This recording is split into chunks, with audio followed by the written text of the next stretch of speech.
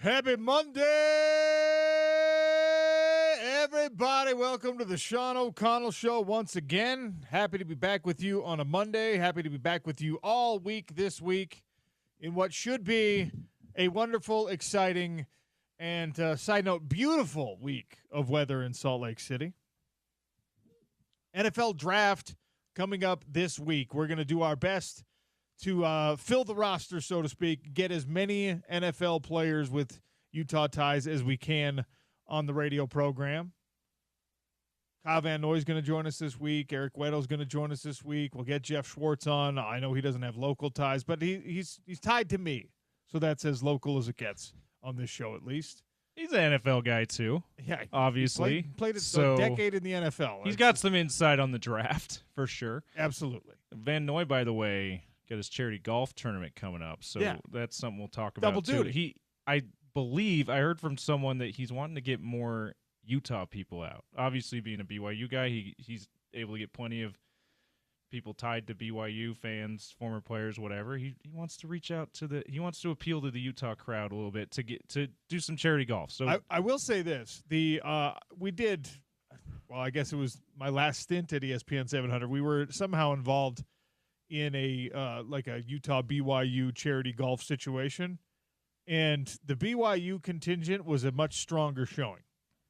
Like the former Utah players, I guess, aren't as into golf or didn't get all that involved. We need the Utah. Hopefully, it's not that they're not as into charity. Like, let's go. Come on. They're definitely step up charity for good causes but here. You got to get we got to get the equal caliber of player out there. Yeah. On the course. So yeah, if you're into golf, set the rivalry aside a little bit and go out and golf for a good cause for the Kyle Van Noy Foundation. Embrace the rivalry and beat him on the golf course. There it is. All right, big show today. Ryan Fowler. We're going to really lean into this draft preparation, just like ESPN is doing, by the way. They've got a countdown to the draft clock right now. 78 hours, almost 79 hours. 78 hours, 56 minutes on the draft clock. I think that's too long of a clock. I think that 48 hours, a smidge too long. 48 hours is probably the right countdown time for a big event. You could convince me that 72 hours is the right time to start that countdown clock. If you're talking about like a rivalry game coming up in college football or something, or you're counting down to the beginning of the NFL season, sure. But we're talking about the draft. All right, you can have the doomsday clock counting down to the Holy War. I'm all on board with that. But 78 hours, 96 hours, no. We gotta figure out the right time to begin a countdown clock. Maybe I will. I'll put that on the Twitter poll today. I put a couple of them up at Real OC Sports 877-353-0700 on the text and call line. I'd always love to hear your feedback. One update to the guest list: Scott Mitchell, a late scratch. He's in St. George. I think he's working on buying a house down in St. George, so he's a little preoccupied. Scott Mitchell, a late scratch on the Sean O'Connell show on a Monday. That's totally fine. Yeah, so we'll catch him probably next week. Yeah. And on Monday is his usual time. Let's be honest, okay? Let's tell the truth. Scott Mitchell's out golfing today, and he doesn't want to talk to us from the tee box.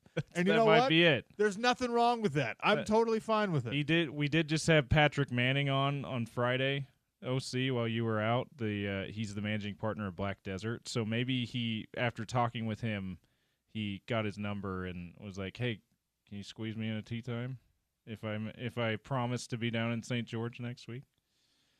Maybe finagled something there. Probably.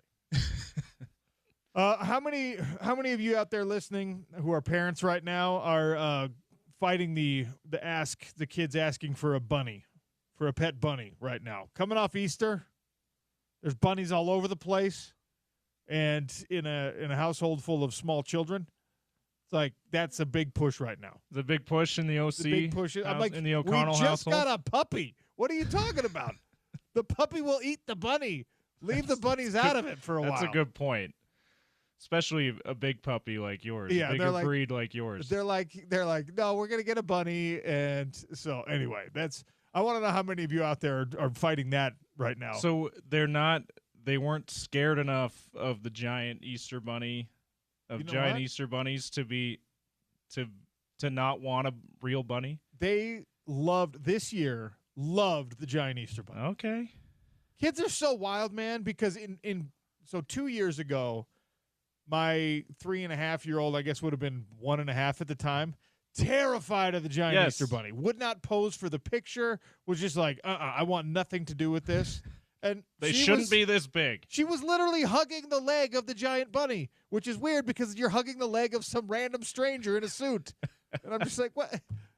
They can't decide. They can't Mascots, mall Santas, giant Easter bunnies, which kind of fit with this mascot thing. Little kids always terrified. You just never know. You just never know what the reaction is going to be. So the poll questions today, 877-353-0700 if you want to weigh in, at Real OC Sports on Twitter. Are you watching the NBA playoffs even though the Utah Jazz are not taking part? Oh. Right now, 68% of the vote in the early goings. The poll's only been up for early an hour. returns. Early returns say no. 68% say no. Are you watching the NHL playoffs even though the Utah Hockey Club is not taking part? 59% say yes. Oh. That's opposite of what I would have thought. That's 100% opposite of what I would have thought. My whole guess was that, like, people here have been basketball fans for a long time, so even if your local team is not involved on the basketball playoff front, you're still going to watch the basketball playoffs. But right now, at least this small poll result says, no, we're not watching. And that shows at least this particular set of people a souring on the NBA. Yeah. And then I would have thought the opposite were true for the NHL. Well, I like hockey, but my interest is really because of the local team. Because it's so new, you'd think that, I'm just latched onto the local team. But then maybe it's the newness that makes them go, I'm curious what this playoffs thing is like for the people who haven't tuned in before. If you're new to the NHL playoff, if this is something that's new for you, you are in for a treat.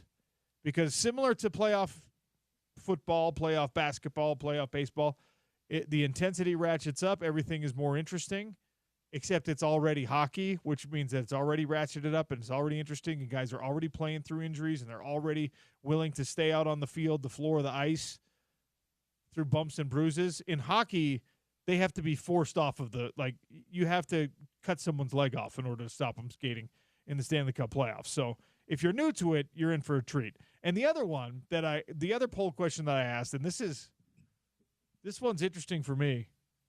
Should the WWE, should pro wrestling, should events like WrestleMania be covered by sports media?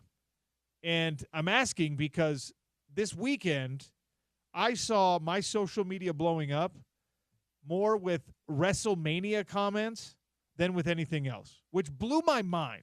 Because is that the power of McAfee? Because he's been there all week, maybe part of it. And by the way, and he's still there. And they're recapping.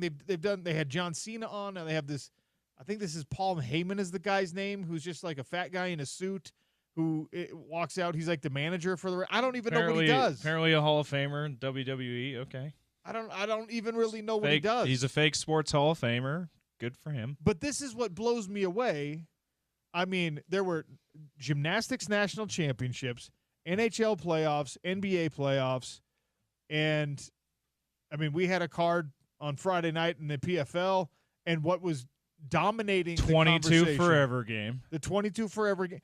Dominating the conversation, at least the national conversation, was back-to-back days of WWE. And I was like, and people in sports media that I know, I like, I respect, being like, that was an incredible match between AJ Styles and the Samoan werewolf. And I was like, what language are you speaking? So I'm not trying to besmirch your enjoyment. I'm fine with people liking whatever they like. You know what I mean? Like, I enjoy comic book stuff. I enjoy comic book movies. I enjoy the fantasy genre, Lord of the Rings, and the Desolation of Smaug. As you and should. Going all the way, like I'll watch the Amazon Lord of the Rings series, even though other people hate it. Like Star Wars, I've told you before, I will bite down. And by the way, Star Wars Celebration was this weekend, and they announced all the new properties that are coming out. I missed that. Ryan Gosling is going to be in a new Star Wars movie. I think they're trying to grab like the my wife demographic. Anyway, so I'm not telling you don't like it. I'm just wondering if sports media should be covering WWE like it's a sport. Because there are people who don't even want us talking about MMA. There are people who are just like, we don't care about pro volleyball, dude. There are people who are just like, I don't want lacrosse or rugby or whatever on my sports television or my sports radio. And yet there's a serious investment of time, energy, money, talent in the WWE stuff. So let me know what you think. Right now, 92% of the votes coming in on this poll, and it's the early returns, like you said, 92% saying no, don't. That's a different thing, which is kind of where I put it. If you are into wrestling, if you're a professional wrestling fan, by all means, do your thing on WrestleMania. Go crazy. It's insane to me that the NFL draft is this week, that the playoffs in two major sports have begun. You've got regular season baseball happening. You've got all of this coming to a head at one time, and the WWE is taking over the most popular show, sports media show in the country, the Pat McAfee show right now. What? Yeah. Anyway, I think that I said maybe it's partially the power of Pat McAfee, who's been there for more than a week now, or getting close to a week now. But it's also John Cena also had, from what I saw on social media, he also had big appearance. May have won. Did he win the? He won the main event. Okay. I know that much. Won the main event because of the Pat McAfee show. And he won the main event, and now he's a 17-time champion. Okay, so whatever that means. He's obviously a big star. First in the wrestling world, and then turned into a pretty big movie star, and now back in the wrestling world. Okay, but so nobody that might have been a draw. Okay, but I don't know. But here's the thing: nobody watches wrestling because they're a fan of movies The Rock is in. Nobody watches wrestling because they like John Cena's separate movies. Thing. You're right. Right? That was a graduation of the entertainment genre of wrestling into Hollywood for those individuals, right? It's not like if you they're like, I'm pretty good at acting. I'm a professional wrestler, so let me try real acting. And honestly, more power to them, because there's a lot, like, they really have to sell things in the wrestling world. Yeah. And it's overacting in the wrestling world. But if you're good at that, maybe you can be good. Like Dave Bautista, right? I think that's his first name. Yeah. He's an A-list celebrity now. He's in like the Avengers, the Guardians of the Galaxy movies. Nobody, though, watched him do that. And he was really good in those, playing the Drax character with the wry humor, the dry humor. Nobody that I know was just like, you know what, I want to see how this guy is in wrestling now. Yeah. And I could be wrong, but anyway, I mean, good for the WWE. A lot of the people on our production crew actually in the PFL now came from that WWE world, and the stories they have are epic and wild and absolutely insane. It is, like, whether you think that it should be covered by the same way real sports are covered, because let's be honest, WWE, you can call it wrestling if you want. It's not real wrestling. It's scripted stunt work. They're acting, and they're doing a great job at it. Regardless of what you think about that, it's still great entertainment. They put on a fantastic show, which is why it got so much traction this weekend, and why they always sell out. Like, they're real sellouts, by the way, not official sellouts. Every seat in every building that they host a WWE show or whatever other, and they can go to arenas. League host things is always sold out. They can go to they could sell out the Delta Center quite easily, right? They can also sell out the Big House. Yes, like they when they they've go had overseas, it at the Cowboys Stadium in that's right. AT&T when they go to Stadium. Wembley Stadium or something like that, sellouts. I'm impressed with it as an entertainment genre. It's not my cup of tea. You tell me on the Twitter poll at Real OC Sports if you think we should be covering it like a sport. In mainstream sports. If this were July 4th weekend, it would make a lot more sense to me. that this is what they're doing. It would make so much more sense to me that they were like, oh, yeah, we're going to spend a lot of time on WrestleMania because there's no other sports that I would care about right now. Way less There's a lot happening in the sports world. The draft is anyway. Also, I don't want to spend too much time on the WWE just saying I don't get it because that's not compelling radio. 22 Forever game was this weekend. I attended, as I do every single year, took the kids. It's so much fun. It's one of the reasons why I hope this game never goes away because it's so much easier to get your small children to the 22 Forever game than to like a night game at Rice Eccles in the fall. And it was a fantastic day. They organized it a little bit differently this year. All of the seats sold. They put everyone on the east side of the stadium. Oh. I think so we could all be in the sun, maybe. Don't know. Everyone was on the east side of the stadium. It was a little bit less of a free-for-all where you just bought your ticket and go sit wherever you want, north end zone, south end zone, bleachers, chairbacks, whatever. So it was a little bit more organized. I hope that, a lot of money was raised for the 22 Forever Scholarship Memorial Fund. And the game itself, I didn't know how much we were going to see of, like, Devin Dampier, for example. Devin Dampier was playing into the fourth quarter. Yeah. Not every series, but he played quite a bit. And that is something, obviously, he was the lone guy not wearing the concussion cap, and he's the lone guy, all the quarterbacks, I should say, had the yellow jerseys on, and he's not getting touched, and that's the right way to handle it, by the way, in a spring football game. Never again, even for backups, will you see full contact scrimmaging, full contact drilling for the quarterbacks that are going to cost, somebody like Brandon Rose potentially an entire career at the University of Utah. Yeah. There's a huge what if associated with that whole thing. And I'm not bringing that up to say like, they shouldn't have done it that way. Though, right? That wasn't spring game, was it? No, that was a scrimmage in fall camp, if I'm not mistaken. Okay, yeah.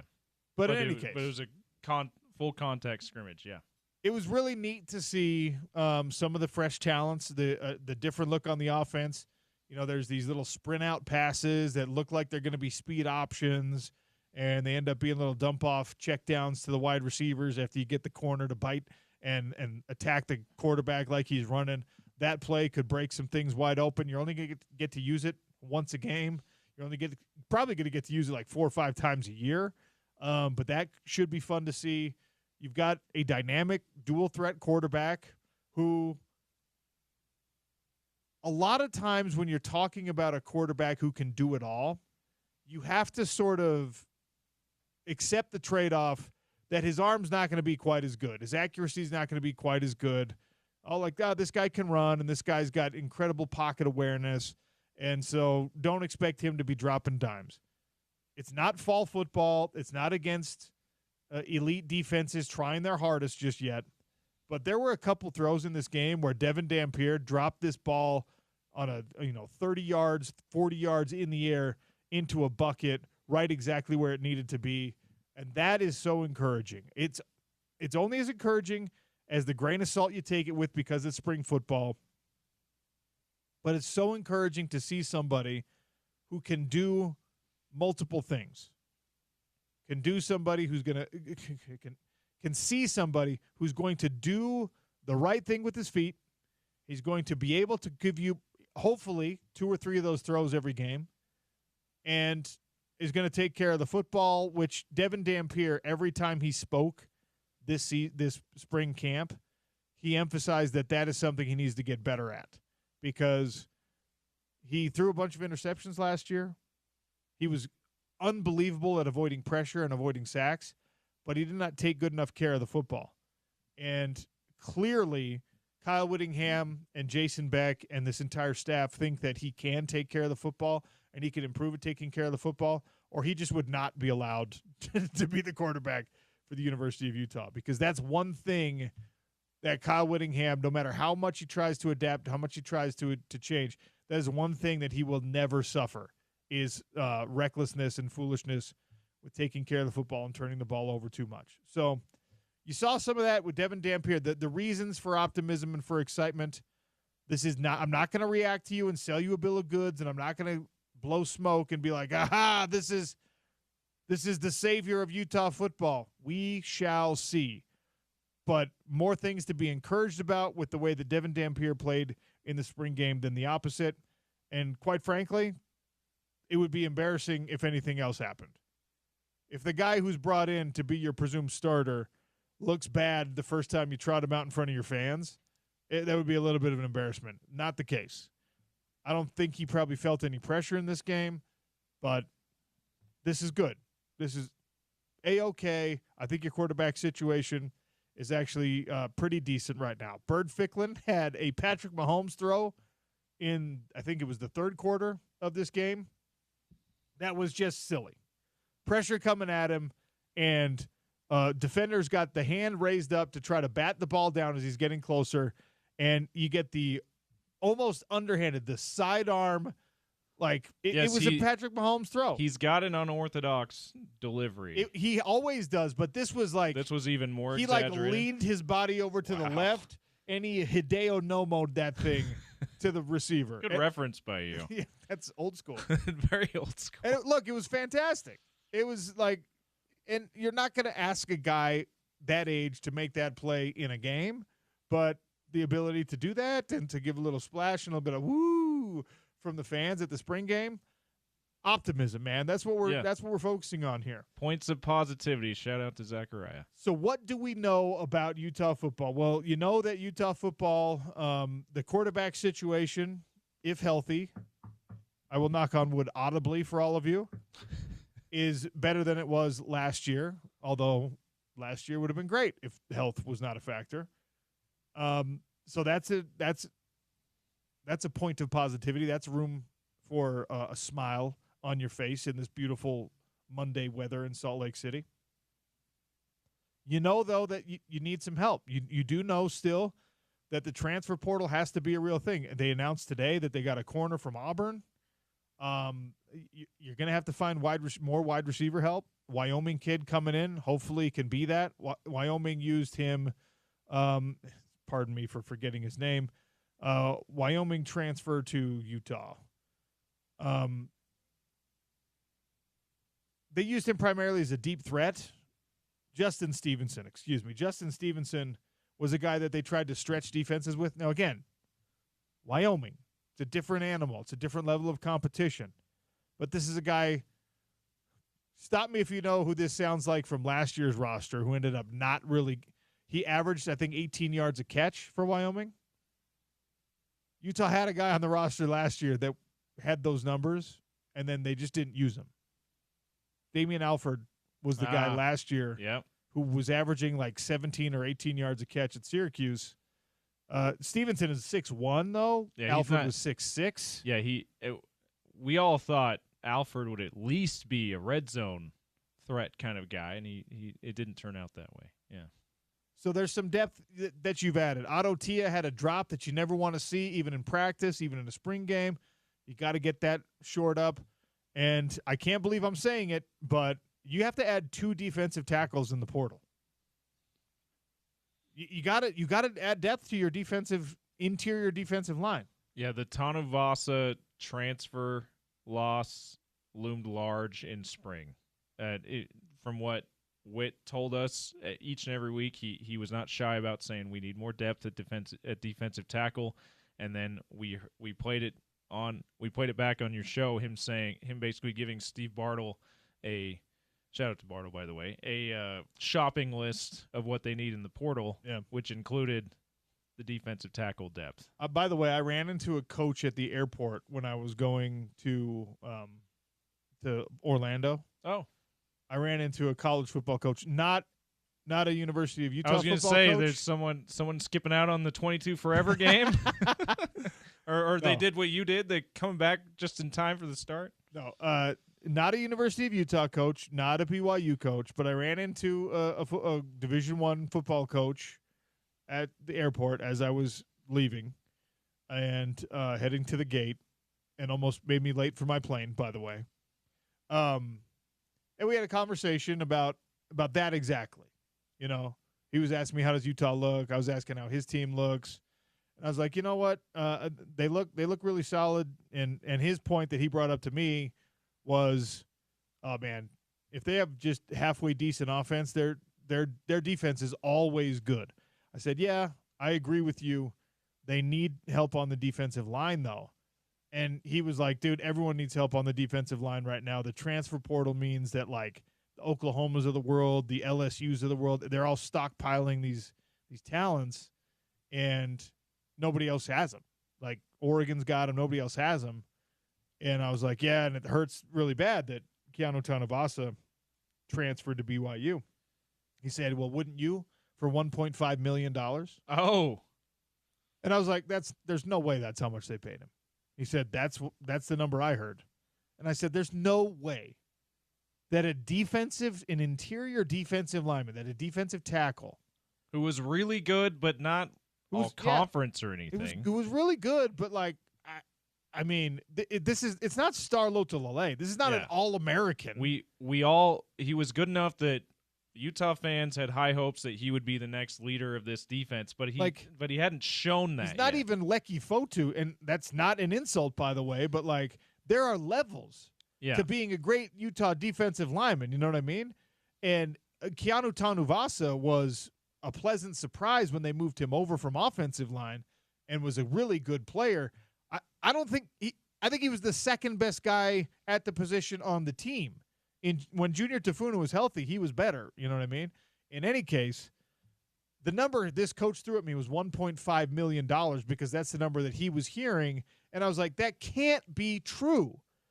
And even if it is 1.5 million blessings. Even if it isn't true, if that's the number people are being told, then you're somewhere in the neighborhood probably of that $1 million mark. It's usually, and that still is insane. From what we've heard in the Nico Imaliava fallout, the lesson that people have been trying to preach is it's always less than what is putting out there, what's being put out there, even in like not necessarily public circles that this coach that you were talking to was in.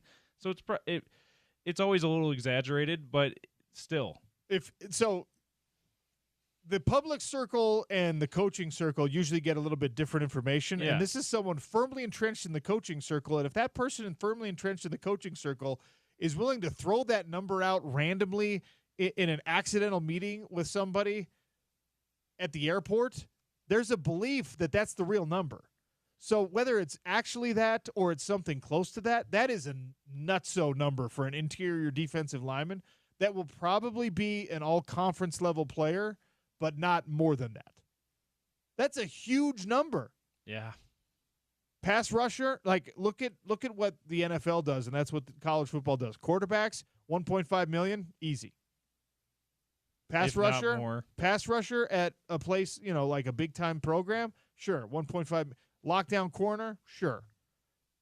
You want to talk about the elite wide receivers in the country? I'm actually going to give you some numbers. On3 has their report out of the NIL estimations for some players next year. And, yeah, but we're talking about an interior defensive lineman.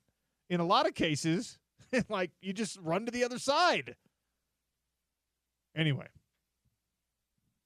Utah spring football concludes with the 22 Forever game. A beautiful day, a positive day, a fun little showing for the fans.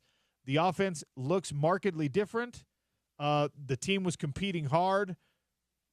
It looks like health is not an issue coming out of spring ball, which is always a blessing for any program. And you do need, you know that you need some help in depth at certain positions. Kyle Whittingham didn't try to keep that a secret. He told us that all throughout spring, and you saw that in the spring game because they just didn't even have the bodies to put out there in the spring game.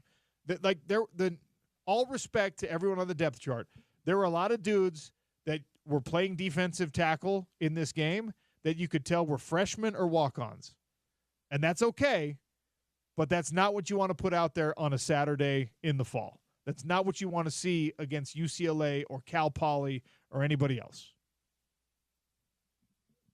We'll get into some more spring ball as the day progresses. The show today and every day is brought to you by our friends at Les Schwab Tires, wheels, accessories for whatever you drive. Tell them OC sent you when you stop by, and the pros there are going to get the job done right the very first time. Ryan Fowler of the Draft Network is going to join us next because, yes, it is draft week coming up on Thursday, the first round. Sean O'Connell Show, ESPN 700, 92.1 FM.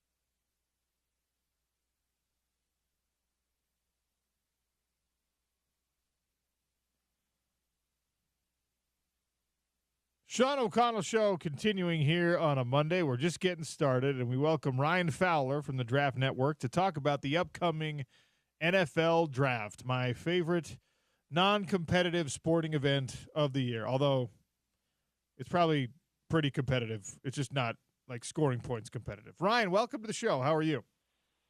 Thanks so much. Doing well as always and excited for this thing to get rolling, man. Yeah, I appreciate you. I know this is a very busy week for you and everyone else in this draft space. How much movement, mobility, how much change from projections or whatever, do you think is actually possible for players and teams between now and Thursday? I think there's a little bit. I really do. It's a lot of sifting through the smoke and trying to find the fire right now. I think there's really, since this past weekend, just working the phones and talking to teams, whether that's execs, whether that's head scouts, whether it's guys a little bit lower on the totem pole there inside buildings. There's some buzz around Jacksonville, what they're going to do at 5, or what New Orleans is going to do, not so much at 9, but more so in the back end of round 1, trading back in to potentially grab a Jackson Dart or one of those types of players. So there is some movement, and there will be. These next 3 days are a lot of, though, again, just taking everything with kind of a grain of salt, and trusting your sources, trusting what people are saying around the league, and doing as much as you can to, when we get to Thursday night in Green Bay, to ultimately see what happens really in a class that has really absolutely no consensus beyond number 1 overall with Cam Ward to the Titans. The lack of consensus for me is what makes this draft so interesting and so fun. So if we could all agree that is the certain pick at number 1, at number 2, I've seen Travis Hunter projected there. I've seen trades projected there. What do you think happens after number 1? Does it get crazy right at number 2, or do we wait a little while? Look, it's going to be Abdul Carter or it's going to be Travis Hunter at 2. I think it's going to be a swap. I mean, even think back to when it was 2012 when whoever went 1 to Indianapolis was going to 2 at Washington with the Andrew Luck RG3 type of stuff. It's just here's the situation now at 2 and 3. So if Carter goes 2, then Hunter goes 3 and vice versa. So I don't think either of those teams as of now are going to move or a team to come up. I know that the Giants and the Browns both have tried to make a move up to number 1 overall. Specifically the Giants, I just do not see that happening, or Tennessee budging at all. That's really been the conversations the last few days as far as what I've heard. So again, 2, 3, it's going to be Hunter, it's going to be Carter, vice versa, and then New England likely is locked into taking LSU tackle Will Campbell. So nothing crazy as of now, super expected there in the top 5, but definitely Carter, Hunter, the next 2 players off the board there at 2 and 3. Just the order is definitely still up in the air. Okay, so I keep asking the same question over and over to every draft analyst we have on, and that's probably bad radio, but I really am very fascinated by the opinion and lack of consensus, again, on the opinions surrounding Shedeur Sanders. We watched him very closely these last couple of years. Colorado and Utah were in the same conference in both cases. And, I think that there's a lot of things to like about his game. I think there's some things that might be a problem in the NFL. And it sounds like evaluators maybe can't come to an agreement on which of those are going to really, shine through at the next level. So where do you stand on Sanders, and where do you think he hears his name called? I still think at the end of the day he's going to be a first-round pick. For me, I have him as a second-round player in this class. When I'm looking at these quarterbacks and trying to find guys, I know we were spoiled a little bit with last year's class, specifically on night 1 as far as what they were in their rookie seasons, away from J.J. McCarthy, of course. But when I look at Shedeur Sanders, I need a guy and a franchise potential guy that will come in right away and elevate the players around him no matter the surroundings. That's what I'm looking for. I want a guy I can win because of, not with. And it's okay to do the latter. But if I'm spending potentially high capital on you, right, we're talking about, let's say the Browns or the Giants try to surprise some people, or the Saints there at 9 do indeed take him, even though they seem drastically switching away from that. And I just really don't think that's going to happen. Is Shedeur Sanders the guy? And I have a lot more cons than pros in his game. The lack of fundamental arm talent and windows that are going to be shrunk at the NFL level, the internal clock holding the ball for 4 or 5 seconds behind that below average Colorado offensive line was drastically, it has to improve.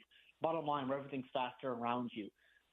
So I think there's some things in his game, the confidence I absolutely love. I want that in a quarterback under center for me for a franchise, but there's so many things in his game I'm just a little bit shy on. I want to see a guy, again, pick him out of Colorado, drop him in any situation to say, you're going to be our guy. I think if it was a perfect world, I would love to see him in Los Angeles and sit him behind Matthew Stafford as a QB3 this year. Do not come in and play as a QB2 if anything were to happen.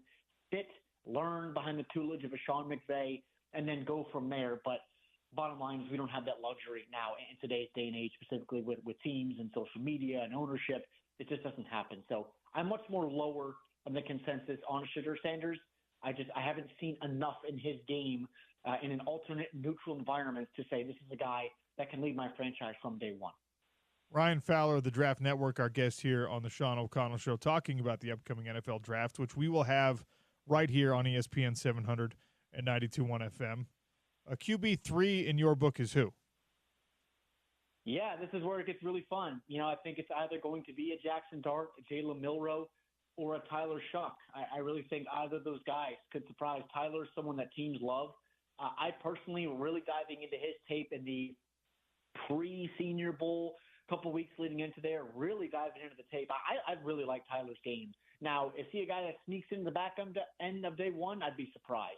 But in that second-round bucket where really Milroe is and where Dart is, he's right there alongside both those guys. But if I had to guess right now what I think the league will do, I think it's Jackson Dart's bottom line. And then I think also Jalen Milroe is a dynamic type of athlete with the football in his hands, so you know what you're getting from a floor perspective and the guy to expand a playbook. And I think at the end of the day, if you can get him with the athleticism that he has to be a league average quarterback as a passer, you may be cooking with fish grease there because of the athleticism that they just electricity that he is with the ball in his hand. So right now I'd say Jackson Dart, but where I am with this group is Jalen Milroe is my QB3 in this class.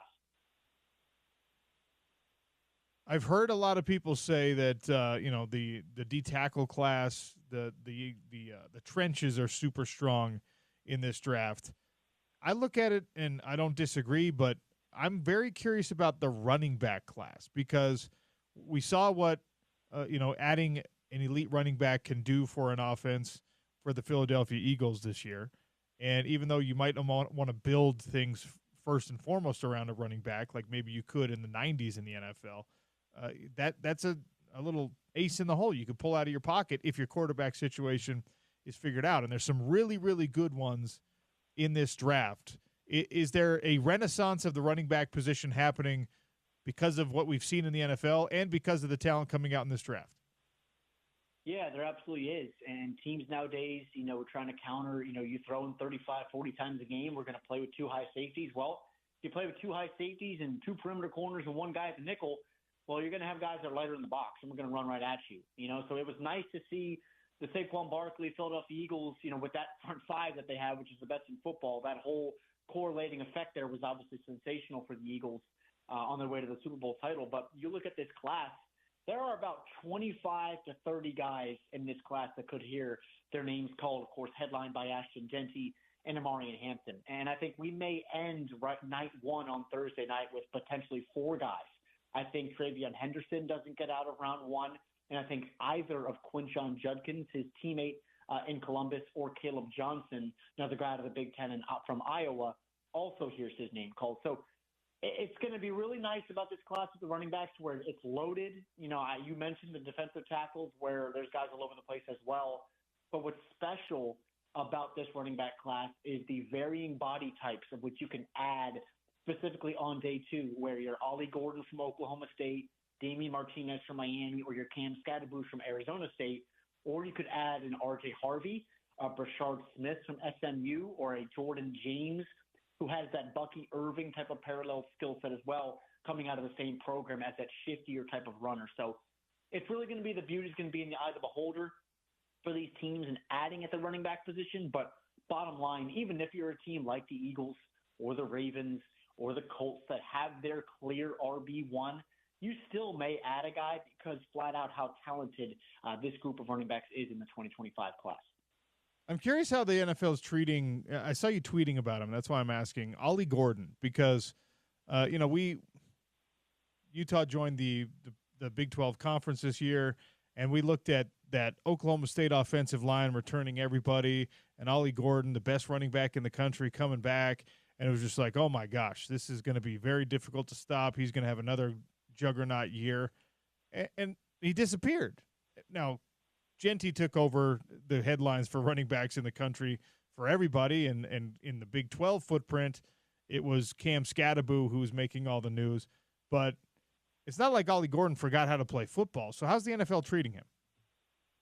Yeah, when you looked at 2023, right, he almost was teased with Barry Sanders' all-time single-season rushing record there at Oklahoma State. He was the best back in college football, bottom line, in my opinion, in 2023. That includes Jason Gentis of the world. But when I look at what Ollie could be for an NFL offense, still just 21 years old at 6'2", 230 pounds is what he'll likely play at. The decisiveness, the lateral agility, the inefficiencies in his vision as far as attacking certain holes was not there in 2024. Facing these Big 12 defenses where they run these 3-3-5 stacks sometimes can get tricky as far as where you want to approach and as far as your gaps and what you're trying to hit. But I think bottom line, Ollie is a big physical type of player that really, when he gets those legs turning 5 yards beyond the line of scrimmage, that can go through you, around you, or over you, that unique trio of combination of traits, is someone that I personally would be willing to bet on really in that late day 2 type of bucket in this class. So I'm still a supporter of Ollie Gordon's game. I'm not going to deny what there was in the 2024 tape comparatively to the year prior. I just think there's some finer tuning in his game that is needed to ultimately reach that ceiling, which is potentially being RB1 for an offense. It feels like this is going to be a relatively quiet year for in-state talent in the NFL draft here in the state of Utah. You've got Tafuna and Reed from the University of Utah who showed out really well at the Senior Bowl practices and things like that. BYU was a great team last year, but didn't have any mega individual star talents. Utah State, you could probably make the same case that they just didn't really have people jumping off the page necessarily. But is there anybody with ties to the local state, to the state of Utah here, that our fans listening locally will be excited about in the NFL draft? Are you hearing anything about any of these guys? Yeah, I think 2 players really pop off the page for me. I'll start with Utah State wide receiver Jalen Royals. I think he has the potential to be a top 55, 60 player in this class. He was somebody that obviously had a heck of a year for the Aggies, and he went down to the Senior Bowl and arguably was the winner of any wide receiver there, along with Tez Johnson from Oregon.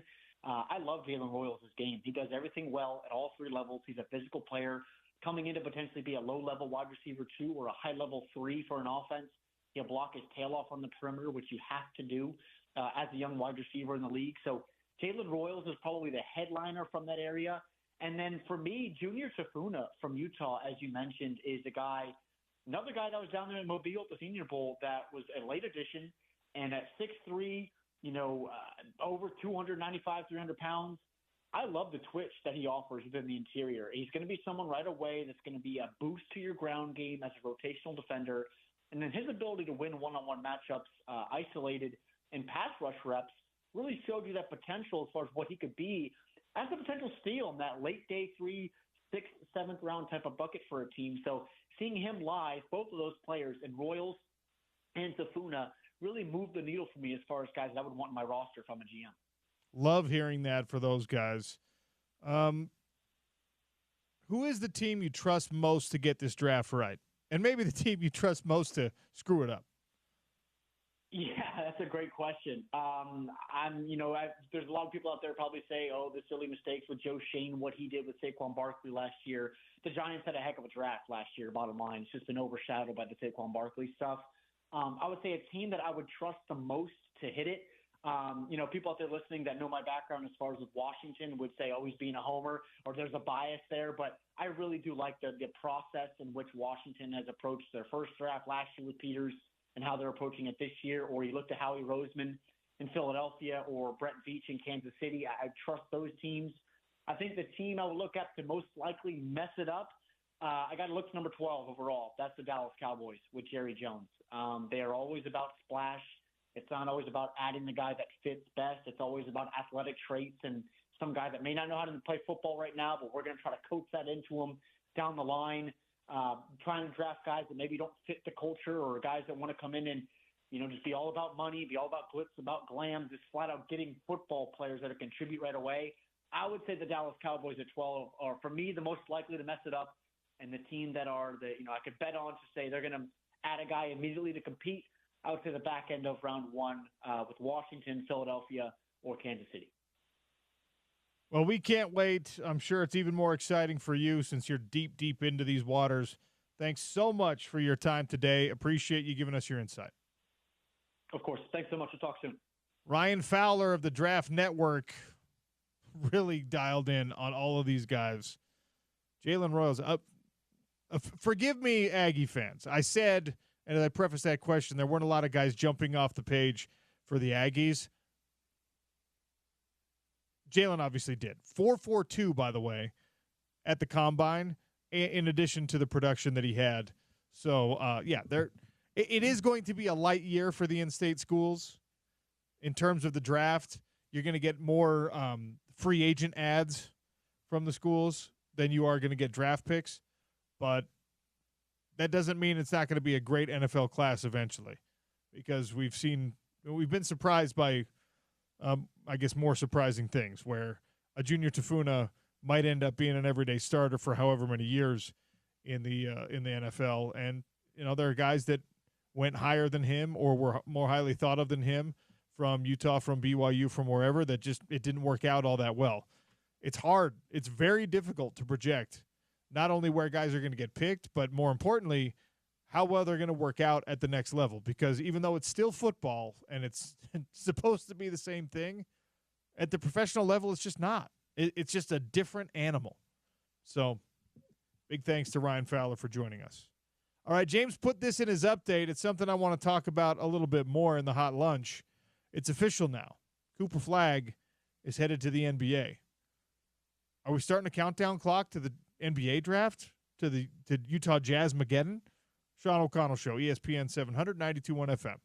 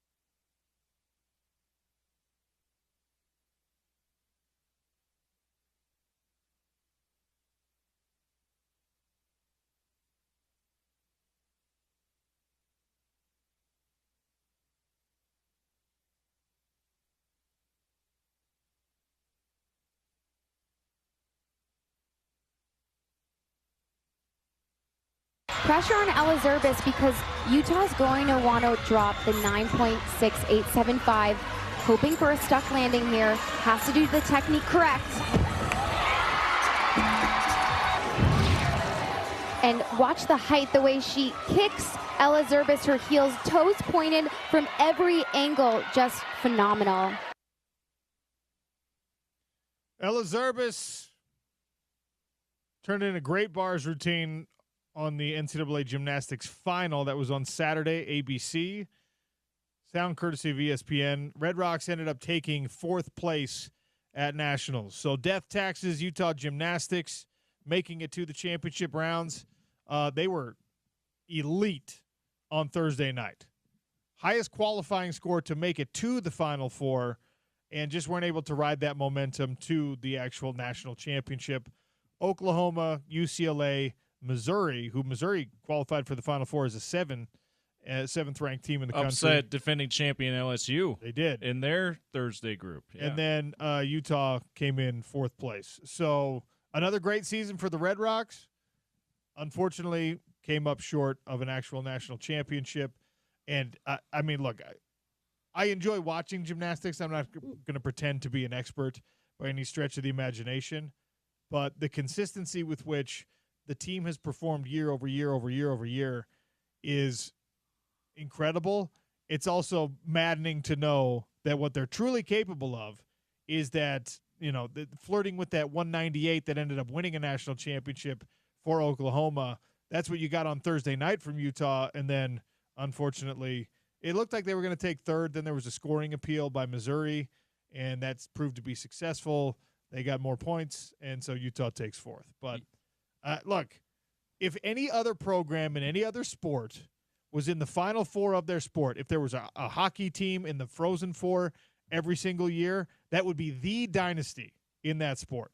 If any college basketball team made the Final Four every single year that the Final Four existed, they would be the dynasty in that sport. And the Red Rocks have made the Final Four in college gymnastics every year that the Final Four has existed in college gymnastics. 49 straight years. You could by that metric, you could make a case that they are the dynasty. But you got to get over the hump and win that championship. Hopefully it happens for them next year. Congratulations to Carly Dockendorf and that incredible team and the consistency again.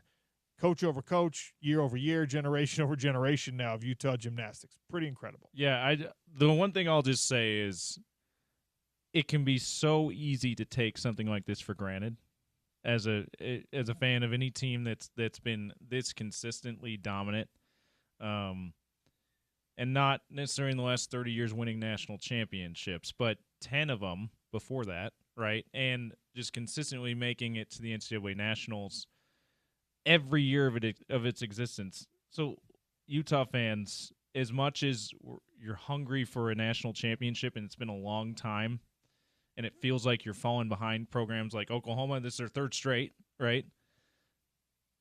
Do not take this for granted. This is if and when this dominance goes away, you're going to really miss this for Red Rocks. Hopefully it never does. It hasn't yet, but you never say never, right? By the way, what a privilege it is to be disappointed that you didn't win a national championship. Right. To be like, oh, dang it, didn't win a national championship again. Like think about a lot of Red Rocks fans, University of Utah fans, or Jazz fans too. Think about if the Jazz made it to the finals or the Western Conference Finals every single year for 50 years. Well, this is how I relate. This is how I relate what we saw with the Red Rocks this weekend to the Cooper Flag thing. Right now, you are in a position as a professional franchise, the Utah Jazz. You have, for lack of a better term, you have failed your way into a position of potential privilege. Utah Gymnastics has succeeded their way into a position of potential disappointment. Like, if the Utah Jazz don't get the number 1 pick in the upcoming draft lottery, I'm going to be devastated. Everyone in this market's going to be devastated. What a waste it is to tank and to have it like happen 2 years in a row where your projection is number 1 and you end up lower than that. Oh my gosh. It's just going to feel so gross, right? And for Utah Gymnastics, they just continue to dominate and be incredible. And unfortunately, we're sitting here on a Monday being like, oh, they didn't win it again. Well, they won a lot, and they got to this point. And I watched on Thursday night. All right, we got done with all of our PFL duties. We went to dinner after the weigh-ins, got back to the room. I don't know how people on the East Coast, I don't know how you watch sports, by the way. Seriously. It's insane. You got to stay up until 1 a.m. to watch the end of an event. The last NBA playoff game is always at 10 Eastern. It's so gross. 8 o'clock here, which for me, I have trouble watching it to the end because I got to get up a little bit earlier, and you do with young kids too. Our fights ended. Come on. Our fights ended at 10 p.m. on Thursday night, on Friday night, and went directly into playoff basketball. Yeah, like our night was done. And then the playoff basketball was going to start. Everyone's like getting ready to go to bed, and that's when. Anyway, so I'm watching on Thursday night, the night before this, after the weigh-ins and all that stuff, and just it was just incredible, especially the bars rotation for Utah gymnastics. Everybody stuck the landing. Everybody. It was just outrageous, and they had the highest qualifying score, as I already mentioned, to get into the Final Four, and then you just got to, I guess, somehow seize that momentum. By the way, Grace McCallum, second in the all-around. Jordan Bowers, Grace McCallum, and then Faith Torres. So Oklahoma, 2 in the top 3, which is why they ended up winning the national championship as a team. In vault, yeah, you guessed it, tied for second place in the nation, Grace McCallum. In uneven bars, Jordan Childs, the Olympian, takes first place, national champion. James, you want to guess who the runner-up is on the uneven bars? Was it Amazing Grace McCallum? It was Grace McCallum. 99625. Jordan Childs with a 99750. 6-way tie for third place, by the way. Balance beam, the only one that Grace McCallum did not turn in a runner-up performance, because on floor exercise, Brooklyn Moores of UCLA won the floor exercise. Second place, Jordan Bowers, who took individual all-around. Grace McCallum and Faith Torres all tied with a 995. So Grace McCallum was second place in 3 of the 4 rotations and still came up second nationally in the all-around. Oh, brutal. If this were an Olympic or World Championship event, she'd come away with silvers and bronzes, but unfortunately, no secondary titles or awards for people who don't finish first in an event. I'm actually confused how the math on this works, James, because Jordan Bowers, who won the individual all-around, did not take first or second place on vault. Are you looking at Thursday or Saturday? Because I believe the individual These were titles. Thursday. You're right. Sorry. No, you're looking at the right one. Then I was going to say the individual titles are determined on Thursday in the semifinals, and then the only thing up for grabs is the team championship on Saturday. But this is why I'm confused. Yeah. Okay. Any of you gymnastics, like Sammy or Josh or like whoever joined us to talk gymnastics. Shout out Michelle Bodkin, SID. Yeah. If you want to Michelle hit Bodkin, us up. if you're listening. So Jordan Bowers wins the individual all-around, right? And then I'm going event by event. Vault, first place, Kaylin Cho from LSU. Not Jordan Bowers, okay? Second place, Grace McCallum. Uneven bars. First place, Jordan Childs. Not Jordan Bowers. Balance beam. Also not Jordan Bowers. Floor exercise. First place, Brooklyn Moores. Not Jordan Bowers. She tied Grace McCallum. I don't know how it works. Yeah. What do I not know?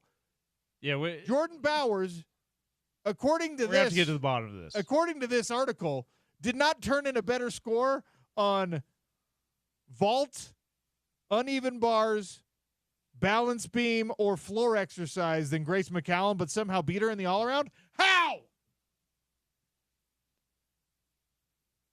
Do you hear the anger in my ignorance, James? I am hearing. I am so mad about something I don't know enough about. Like, how is this? How does it work? Someone who's smarter about gymnastics. Someone who knows gymnastics math Give us better a call. than me. Tell me what I'm missing here. 877-353-0700. In order to beat me in the all-around, shouldn't you have to beat me in the individual events as well? Shouldn't you have to? You have to at least tie me or beat me? It would seem. What, James? I'm confused, genuinely. What am I missing? This is bothering me immensely. Anyway, we're way over time. All right, we're going to take a quick one here. Scott Mitchell was supposed to join us. He's taking care of things that are more important right now. That's actually totally fine because I love when we get to these numbers conversations, salaries and coaches' numbers and things like that. Lane Kiffin went on a podcast and cracked a joke about quarterback salaries right now in college football. And so linked in the article about the crack that Lane Kiffin made are the salaries, the estimated NIL salaries being earned by this year's prime college sports figures. We're going to get into some of that. And you're probably going to be sick as a professional who's been working in whatever your field is for the last 5, 10, 30 years, whatever it is. You're going to hear what some of these kids are making, and you're going to cry. So get a box of tissues ready and start weeping next on the Sean O'Connell Show, ESPN 700, 92.1 FM.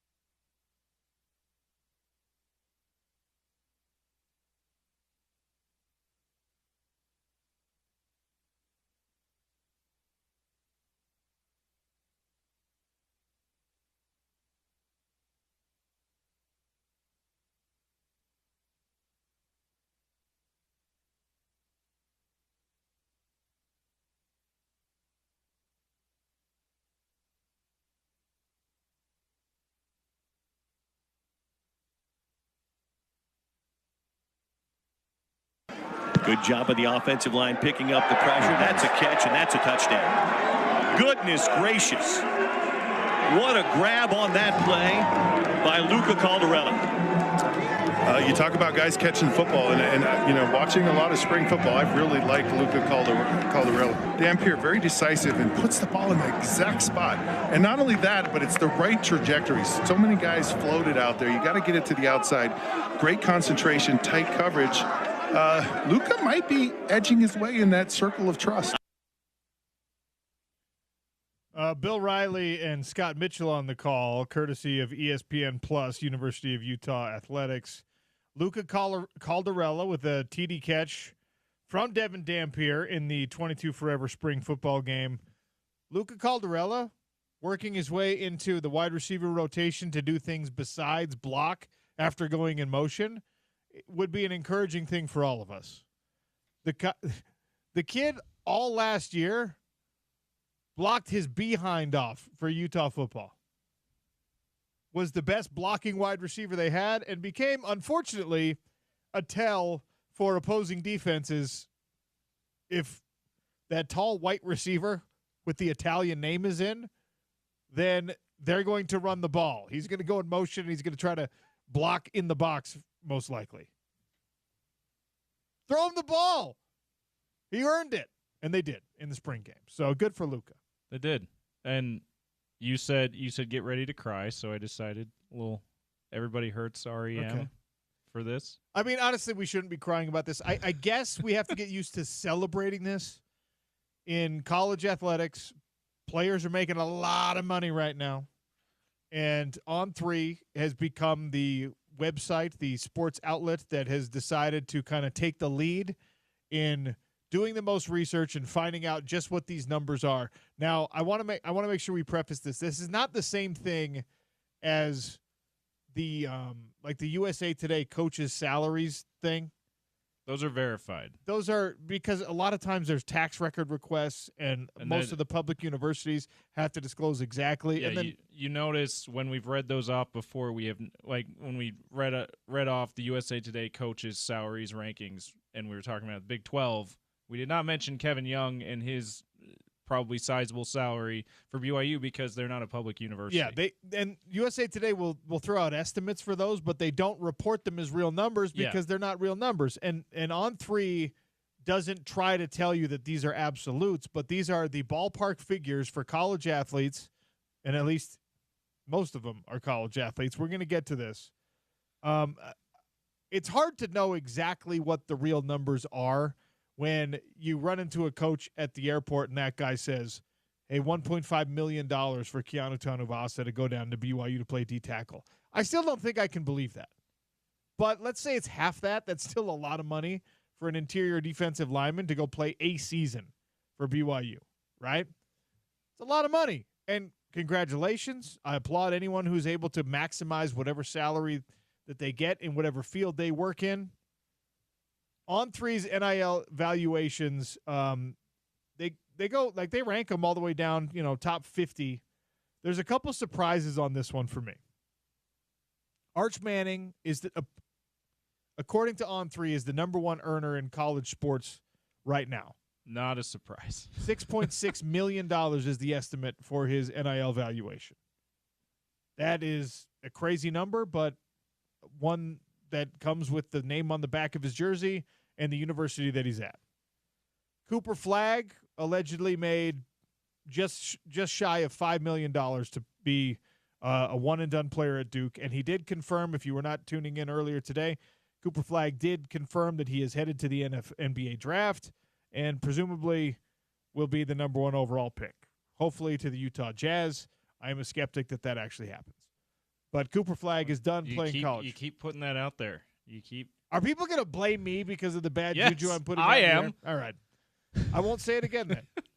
Cooper Flagg, future jazz man Cooper Flagg, made almost $5 million. That's the kind of optimism we like to hear, OC. This one was funny because the reason this came across my radar, Lane Kiffin was on Ryan Clark's podcast, and they were talking about the money being thrown around in college sports right now, and Lane had that kind of like wry look on his face, just like, yeah, I can't believe it. And then they said Carson Beck is getting $4.3 million from Miami. And Lane Kiffin's response to that was, did they not see his game against us? Carson Beck is supposed to be making $4.3 million at the University of Miami after transferring from Georgia. That's a disgusting number for Carson Beck, if you ask me. Here's a big surprise for me. Number 4 on this list is not a quarterback and is not a basketball player. Number 4 on this list is a wide receiver from your Ohio State Buckeyes, Jeremiah Smith. Best wide receiver in the nation. Absolutely, yes. I'm not going to debate that. You think Will Howard was the reason they won the? No, I'm just kidding. Ryan Williams would probably debate it. But Jeremiah Smith, as the number 1 wide receiver, is worth $4 million? It is surprising that top 3 are not all quarterbacks. It's surprising that the top 50 are not all quarterbacks. It's the most important position in team sports, at least in a team sport that makes this kind of money, that generates this kind of revenue. Jeremiah Smith, allegedly $4 million type player at Ohio State University. Number 5, by the way, is someone who has not even played a college second just yet. A.J. DeBonsa is number 5 on this list. So Utah fans look at the A.J. DeBonsa thing with like a little bit of disdain, and BYU fans look at the A.J. DeBonsa thing with some eagerness. And the fans around the country that are just like, how the heck did that happen? How is this going to BYU? The reason that the number for BYU had to be in that $5 million range for A.J. DeBonsa to come and play and be on campus for what's the total? Like when you actually show up, he's got to enroll in classes in the fall. So it's going to be late August, early September. Right? School starts late August. It's between 7 and 8 months that basketball players are in school for. Okay. So he's going to make $5 million for a semester and a half of work. Yeah. And the reason why you had to come up with that number is because as a high school athlete, as someone who has not yet touched a college court, he's already making $4 million. The Nike deal. Public. They put it out there already. He's got his own custom logo, not his own custom shoe yet, but he's got his own custom logo, which I guess is the easiest thing to make, the logo. Shoes coming. A.J. DeBonsa hasn't even played college basketball yet and is top 5 on the list of NIL valuations. Let that sink in for a second. We're talking about a high school athlete, and I know it's a different animal, and if we were talking about Europe, this would not be a high school thing. This would be a club contract and things like that.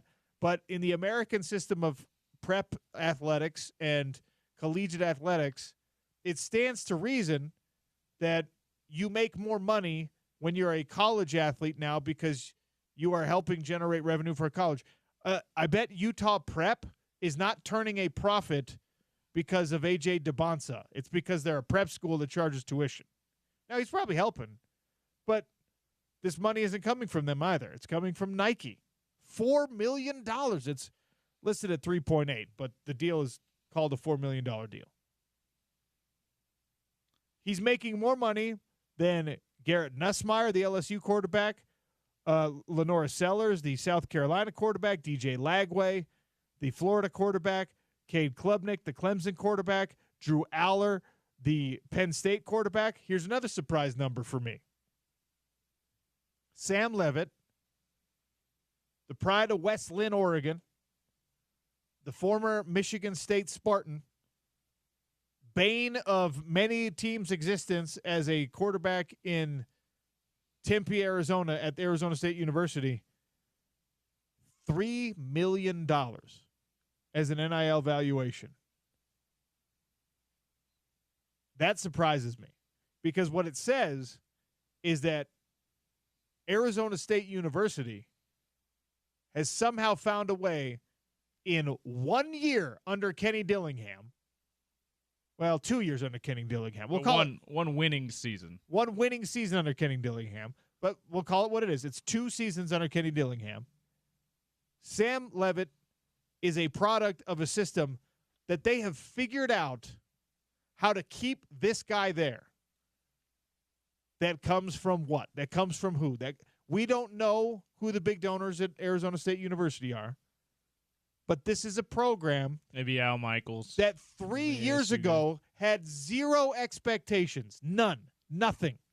Internally or externally. They were a mess. And now their quarterback is making more than the Miami quarterback, the Notre Dame quarterback. Like, that's significant because Arizona State, according to this, is now a big boy player in the quarterback market for collegiate money. Arizona State, not BYU, a traditional quarterback school. You know who's not on here in the top 10? USC's next quarterback. Yeah, that is surprising. You know who's not on here in the top 10? Oregon's quarterback. You know who's not on here in the top 10? Ohio State's quarterback. Now, these numbers, again, are estimates, but they do a lot of research and they do a lot of homework to come up with these. They know lots of people at these schools that give them, hey, yeah, this is the number. Arizona State is paying their quarterback more than Michigan is paying their quarterback, and Notre Dame is paying their quarterback, and at least on this list, more than Ohio State and Oklahoma are paying their quarterback.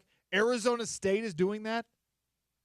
It's pretty unbelievable. It's pretty unbelievable. It is something that if you had predicted this. Georgia's quarterback, Gunnar Stockton, not on there. Not that high either. Dude, this is wild. Yeah. Sam Levitt is making more than Dylan Raiola, son of an NFL Hall of Famer at Nebraska. Is Dominic Raiola in the NFL Hall of Fame? I might have given him an honor he doesn't deserve yet. He's at least. Let me check. He's a legacy at Nebraska, and was a massive 5-star recruit for them. And somehow Arizona State is paying more. And look, good for you, Kenny Dillingham. But the fact that it happened so quickly down there is remarkable, is incredible, is awe-inspiring for me. Not in the Hall of Fame, Dominic Raiola, but standout NFL player. He's a Nebraska Hall of Famer. Sorry about there it is. Yes, he's got his number retired at Nebraska. There we go. What am I doing? Just handing out Hall of Fame Sean jackets. O'Connell in the Utah Football Ring of Honor. Technically, I'm a Hall of Famer. Oh, yes. Technically, I am. Yes, you're in the Crimson Club Hall of Fame as being part of that 04 team. That's right, James. Right. You're never going to see my jersey in any rafters. No, you know what might be the most egregious one in the top 10, and maybe I'm just missing. Maybe I'm just missing this guy's great talent. But Garrett Nussmeier, he was awful for a good team in LSU. LSU won despite of Nussmeier most of last season. Maybe I'm way off. Maybe I just don't have a keen enough eye to see, okay, next year is going to be great. He's obviously a highly rated quarterback coming out of high school. But Garrett Nussmeier? 4,000 yards, 29 touchdowns, 12 interceptions. Okay, maybe not. Awful's a little strong. He wasn't fantastic. 4,000 yards is really good. He left a lot to be desired for me. That's the bit of an overpay for that guy. Okay. I would say based on his first season, and it was just his first season at quarterback. Maybe I just caught some of his worst games too. I didn't watch every game. It's a pretty solid year, but Heisman Trophy odds for 2025. Let's see where Garrett Nussmeier is. He's probably fairly high because he's a highly rated quarterback coming into high school, and everyone figures he's going to improve. Yeah, let's see. He right now has the second best odds to win the Heisman Trophy. See, maybe I'm alone in that. But I'll put that there. But that's what they're paying. That's what these schools are paying. Now. Will Howard's. We can look up what he got from Ohio State last year. But I was like, Will Howard's the number one transfer quarterback, and so a lot of these are an overpay. That's just kind of where we are now. And well, you're going to have to, you have to overpay. You know who might be the craziest overpay ever? I don't think it's going to happen, but like Arch Manning might not be great. Yeah, we don't know yet. Arch Manning might be really solid, but if you're paying double what everyone else is paying for a quarterback, are you going to be happy about that if you're Texas? You're probably fine. He had both, was it 2 starts last year, 3 starts last year? All of them he had great numbers, but they were against Group of 5 or FCS schools. So we have no idea about Arch Manning yet. I almost said his dad's name, Cooper Manning. Arch Manning, number 1 on the NIL valuations list at $6.6 million for not being a full-time starter just yet. Cooper Flagg, you pay him $5 million to see that's a guy that doesn't feel like an overpay after what we watched this year. It's like, yeah, okay, I could see $5 million. Here's where I'm cheaper than all of these. Like, if I give somebody $5 million in basketball, like AJ DeBonsa is going to be getting from BYU, I'm like, you better win us a national championship, kid. Yeah. $5 million. I mean, at least they got to the Final Four. Of course. And it's Is, unrealistic. yeah. Like, one player should not be expected to win you any championship, right? But if I'm looking at especially Sam Levitt, $3 million for Sam Levitt, right, at Arizona State. He can't do anything wrong. He can't make a mistake because he's definitely the highest paid guy on his own roster. He's the highest paid guy in the Big 12 conference, according to this. And if you are not the reason that your team is winning a conference championship next year, he's not the reason they won a conference championship this year, James. That was Cam Scadaboo. Yeah, he was really good, but yes. he was more of a take care of the ball kind of quarterback, not a win you the game kind of quarterback. And here's another thing. I know that we got to take a break, and I know that it's silly to get into these kinds of numbers, but when you talk about monetizing all of this stuff, some of these guys have massive, massive social media followings, okay? Arch Manning has almost 500,000 followers on combined platforms. Cooper Flagg's got nearly 1 million. Carson Beck's got 100,000+. Jeremiah Smith's got like 600,000 followers, okay? And followers, they don't do anything for the school necessarily, at least not directly. That's more of a thing that the athlete himself can monetize. But it shows you, there's a couple of guys on here that it shows you where the interest from a community standpoint, a national standpoint really is. Jeremiah Smith has 600-something thousand followers, all right, as a wide receiver at Ohio State University. A high school kid in AJ DeBonsa has about that same number, 600,000 followers. Lenoris Sellers of South Carolina has 53,000 followers on Instagram. Sam Levitt's got 31,000 followers. I have more followers on Instagram than Sam Levitt does, and he's making $3 million as the quarterback. I know it's like followers and football contributions are not the same thing, but if you're the university or you're the collective and you're just like, this kid is it, man, this kid is the star, you're still at Arizona State. You're still a football player at Arizona State. This is not a blue blood school. This is not a place that like captures the attention, even if you're a great quarterback. And I think he can be a really great quarterback. Like Ohio State, if you're a player at Ohio State that helps you win a national championship, boom, your social media, you are a star. Everybody knows who you are. Sam Levitt's just kind of like there. He's out there, and he's making $3 million a year. Yeah. By the way, one Ute in the top 100 among the football players. Oh, yeah? Spencer Fano, 43. That you would have guessed, probably making the most. Does not down that far, it looks like, unless you're a premium subscriber to On3. It doesn't give you the number. But he's supposedly top 50 in the nation among football players. Okay. That believable to you? Yeah, it is. Yeah. Because Utah could not afford to let him leave. And he is that kind of a talent. And look, he's going to be a first-round draft pick if he stays healthy. If Spencer Fano left in this cycle, and I guess technically he still could because the transfer portal's still open, not putting that evil out there, but if somehow Spencer Fano was not part of your team at the University of Utah, then you're probably losing Logan also. So now you've lost one of your best offensive players, perhaps your best overall individual football player, and you've lost an important starter on your defense. Guys like that, you pay whatever it takes to keep them. How do you bring in a quarterback out of the transfer portal and say, oh, yeah, we have no idea what we're going to do on one side of the offensive line because we just lost, like, all of that. So Spencer Fano had leverage in a way that, I mean, very few people do. And that probably answers all of my what the hell about Sam Leavitt, because what are they going to do at Arizona State? Cam Scadaboo's off to the NFL. Yeah, he's not back. So your most talented guy on the offensive side among the skill players is your quarterback. Yeah, and they got Jordan Tyson, the wide receiver, right? He's coming back.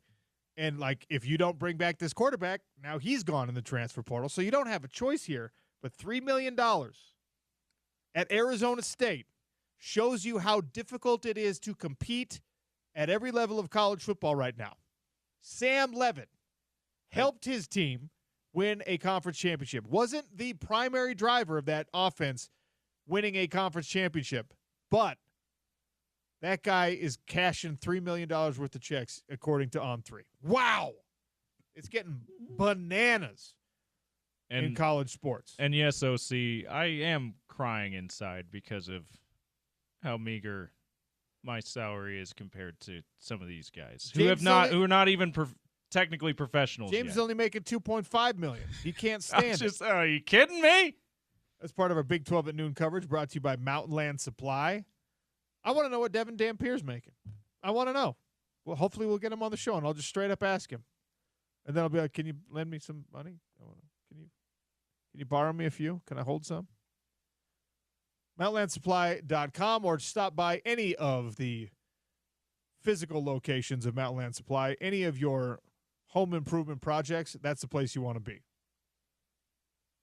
Lots left to get to. NBA playoffs underway, but one team, the season's over. Finally. What does that mean for Utah athletics? We'll get into it. It's the Sean O'Connell Show, ESPN 700, 92.1 FM.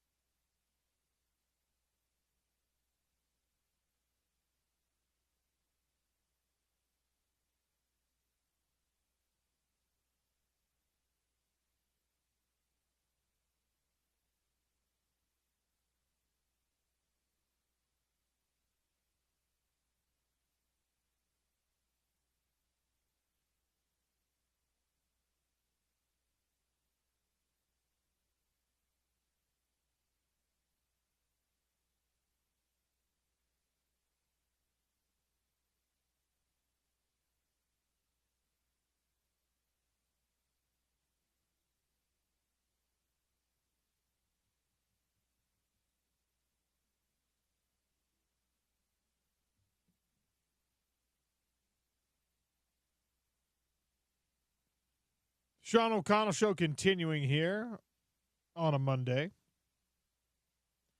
I know the weather might be deceiving you right now into thinking everything with the house is good. I don't need to worry. I don't yet have to fire up the air conditioner. The furnace is off. Everything's fine. I promise at some point, especially if you're in an older home with older windows, you're going to get to that 100-degree weather in the summer, and you're going to be like, man, that swamp cooler's kicking. That air conditioner is on 24 hours a day, and my energy costs have gone completely insane. You know, it's a great way to mitigate that. In fact, you can often offset the cost of new windows just by your energy savings, but only if you contact my friends at Advanced Window Products. 801-850-9100, $2,500 off 10 windows or more. And they can help you out with those energy costs. They can help you out by replacing those old single-pane metal frame trash windows. They'll do it quickly, they'll do it efficiently, and they'll do it by guaranteeing not only energy savings, but guaranteeing the life of the window as you go through the next 5, 10, 15, 20 years in that home. Your windows are covered by the lifetime warranty at Advanced Window Products. Tell them OC sent you. Give them a call. Nate Orchard, Jake Weber, the guys there know us. They know you. They know your needs as a homeowner. Let them come out and measure. Get on the schedule. 801-850-9100. Go to advancedwindows.com for more information. So the NBA season continues, and now we're in the playoffs. By the way, let's get a poll update here. I asked the question earlier whether or not you're watching the NBA playoffs, even though the Jazz are not involved. 64% of people say no, they're not watching with the Jazz not involved. Conversely, are you watching the NHL playoffs, even though Utah Hockey Club is not taking part? 54% of people say yes, they are still watching. So more people want to watch the NHL playoffs without the local team involved than the NBA playoffs. That's surprising for me. Also, I asked if we should cover WrestleMania and WWE events as part of sports talk because wrestling counts as a sport. 90% of that vote coming in as no, that's a different thing.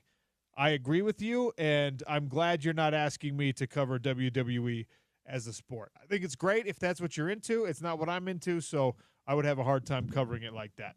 Even though ESPN's doing it, Sports Illustrated is doing it, it's wild. Anyway. Well, you'd also very severely offend your grandfather if you did that, right? My late great grandfather. Your great grandfather, yeah.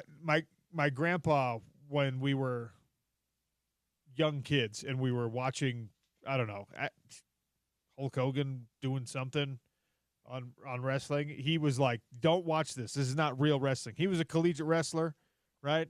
He was an old school folk style wrestler. He actually wrestled into his 50s because he lived in Iowa, and you can do that when you live in Iowa.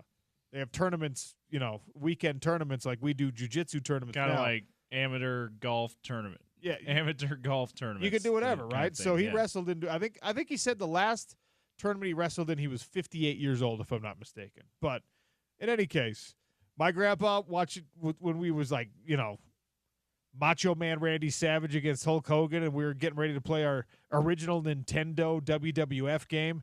He was like, no, this is not cool. You are not fans of this Turn it off anymore. right now. He really was just like, don't watch it. And it kind of killed it. We never watched it after that. So that's he was like respect for your elders. He was trying to get my mom not to let us watch it. He was just like, this is not real wrestling. Don't let him watch this stuff.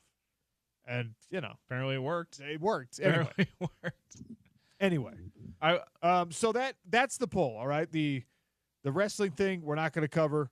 The NHL playoffs we will talk about because most of you are watching it, even though the Utah Hockey Club's out. The NBA playoffs, I'm shocked to know that people don't want to watch because the Jazz are out. We're a well-established basketball market, and is it because you don't like the players anymore? Is it because you don't like the teams that are still involved? Is it because you're sick of watching the same old? I kind of don't get it. Is it because you're only a Jazz fan? That's been one of the more befuddling things for me who's a guy who's been a lifelong basketball fan. Jazz is my favorite team, but I just love the NBA in general. So I'm always watching the NBA playoffs. It's been more befuddling things about the fan base here in Utah. We are, as a collective, we are mainly just Jazz fans. And I don't really understand it because there's so much other good basketball out there to watch. In the NBA playoffs, like you don't have the same complaint. You don't have the same complaint as regular season guys. Load management, whatever. They're not load managing in the playoffs. I want to know when that happens. By the way, if the adult sports fan who's responding to this poll is only a Jazz fan in our market, like that's not true when you're a kid. When you're a kid, like half of the kids in this market are not Jazz fans. Yeah. There's too many Steph Curry jerseys and LeBron jerseys and Jason Tatum jerseys.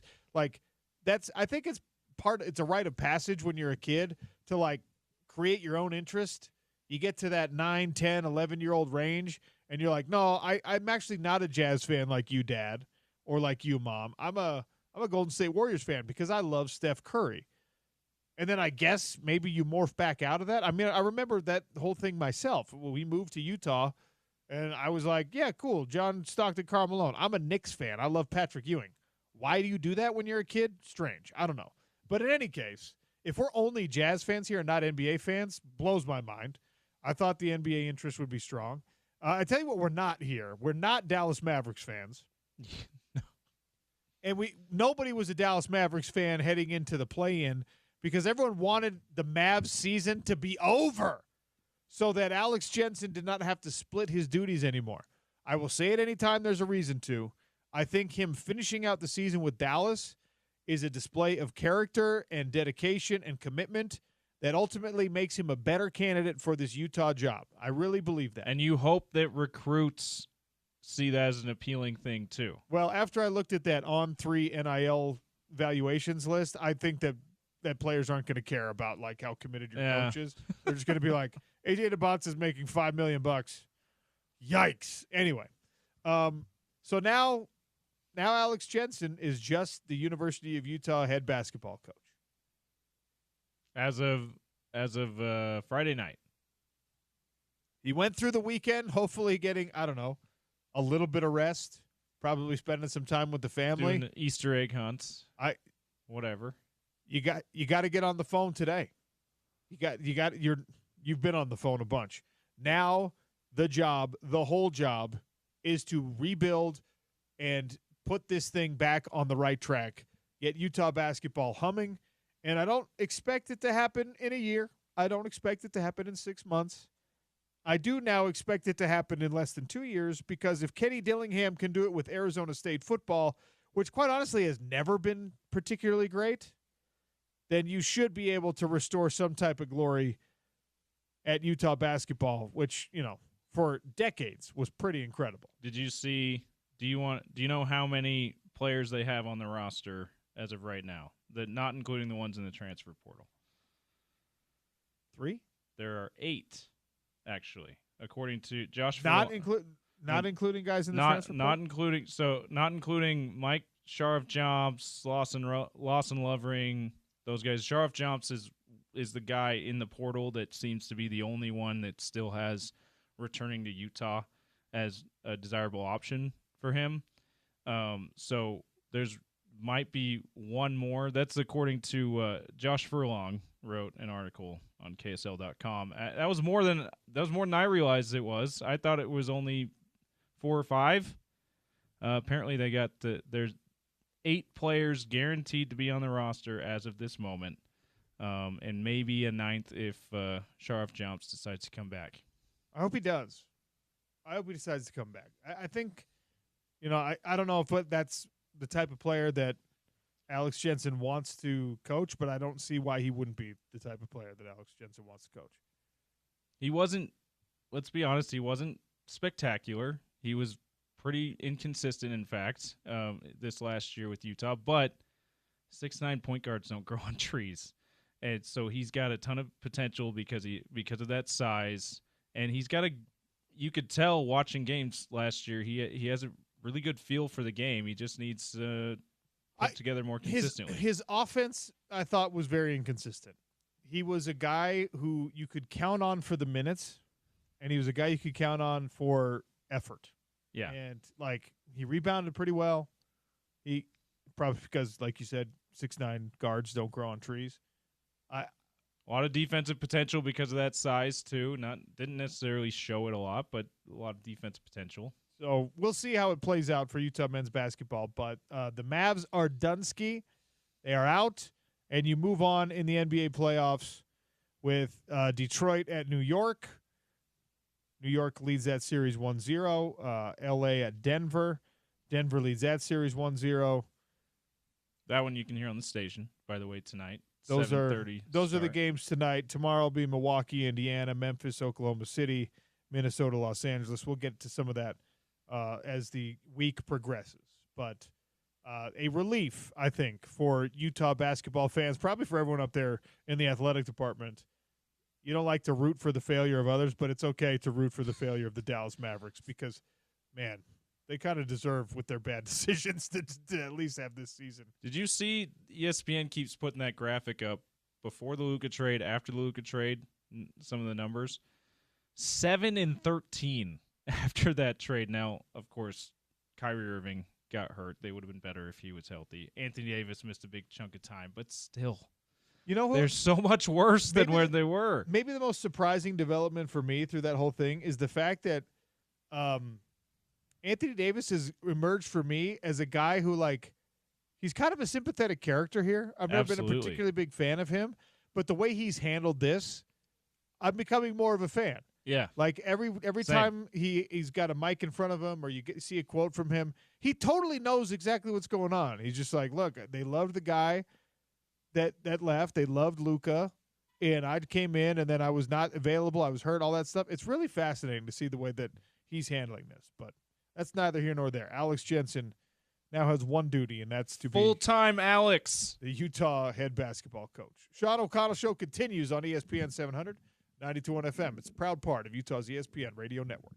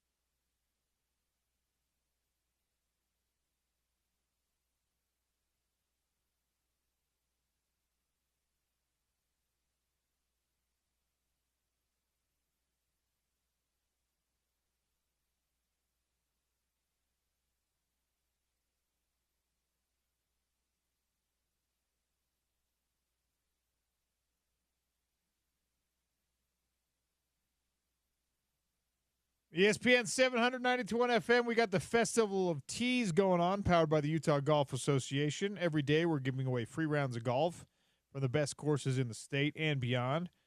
That happens on Down and Dirty with Scott Mitchell on the Sean O'Connell Show right here, 11 to 2, and on The Drive with Spence Checketts from 2 to 6. So make sure you're listening for your chance to win.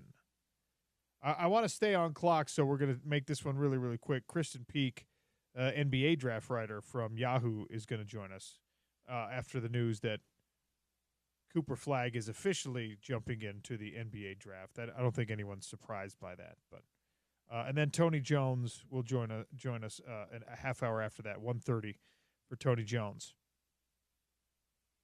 If you're interested at all still in the Mavericks saga, and I'm giving it like over under 48 hours before Nico Harrison is fired as the general manager of the Dallas Mavericks. They're on a PR nightmare run right now. It can't get much worse.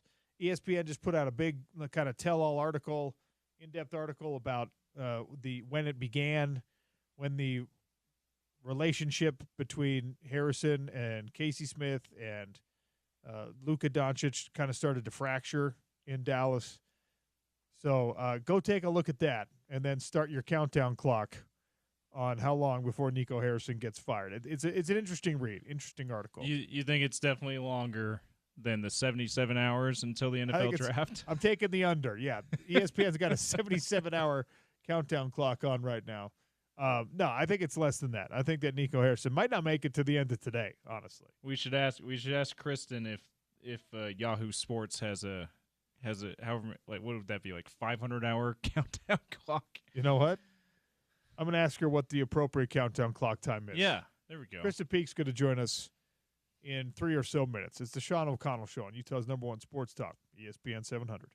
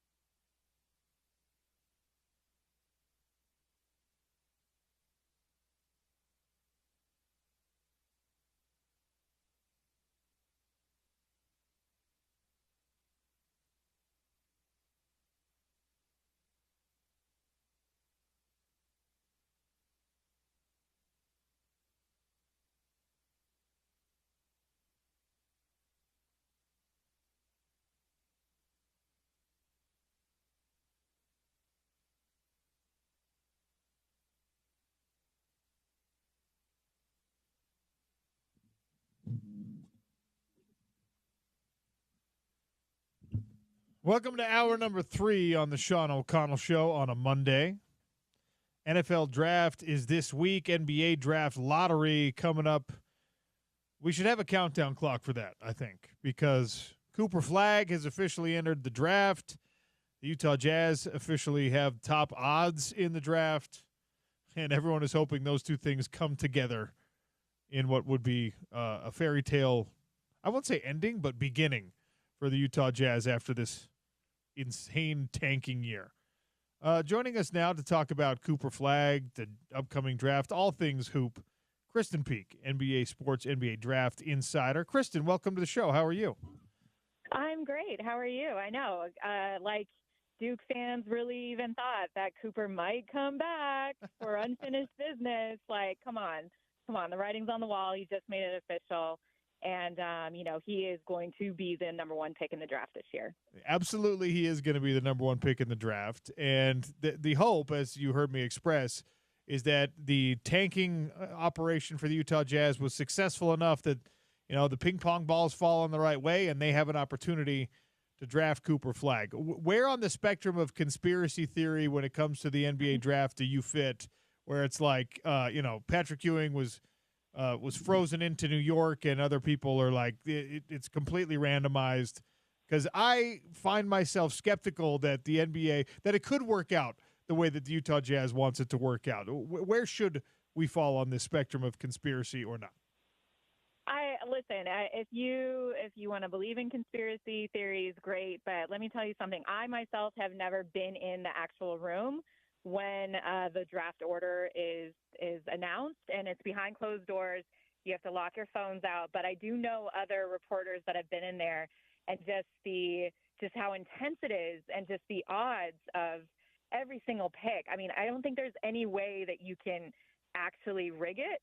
But if people want to believe, Victor Wembanyama was always going to be playing for the Spurs because of, the storylines there. Like, if you want to believe, like, the NBA, the basketball gods are going to push Cooper Flagg to the Utah Jazz, I mean, then, yeah, go ahead. But I'm more upset because I've known Coop since he was 15, and I'm very good friends with his family, and I just left. I moved out of Salt Lake City in November. So you guys are getting AJ DeBonta at BYU and Rob Wright at BYU and possibly Cooper Flagg. And it's like, okay, I left a little early, but don't worry, my brother still lives there. I will be a guest in his guest room for many, many nights this upcoming season. Kristen, where did you go? Why would you ever leave this wonderful place?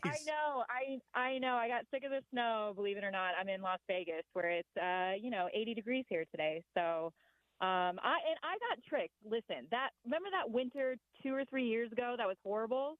That was my first winter in Utah, and I'm like, this place sucks.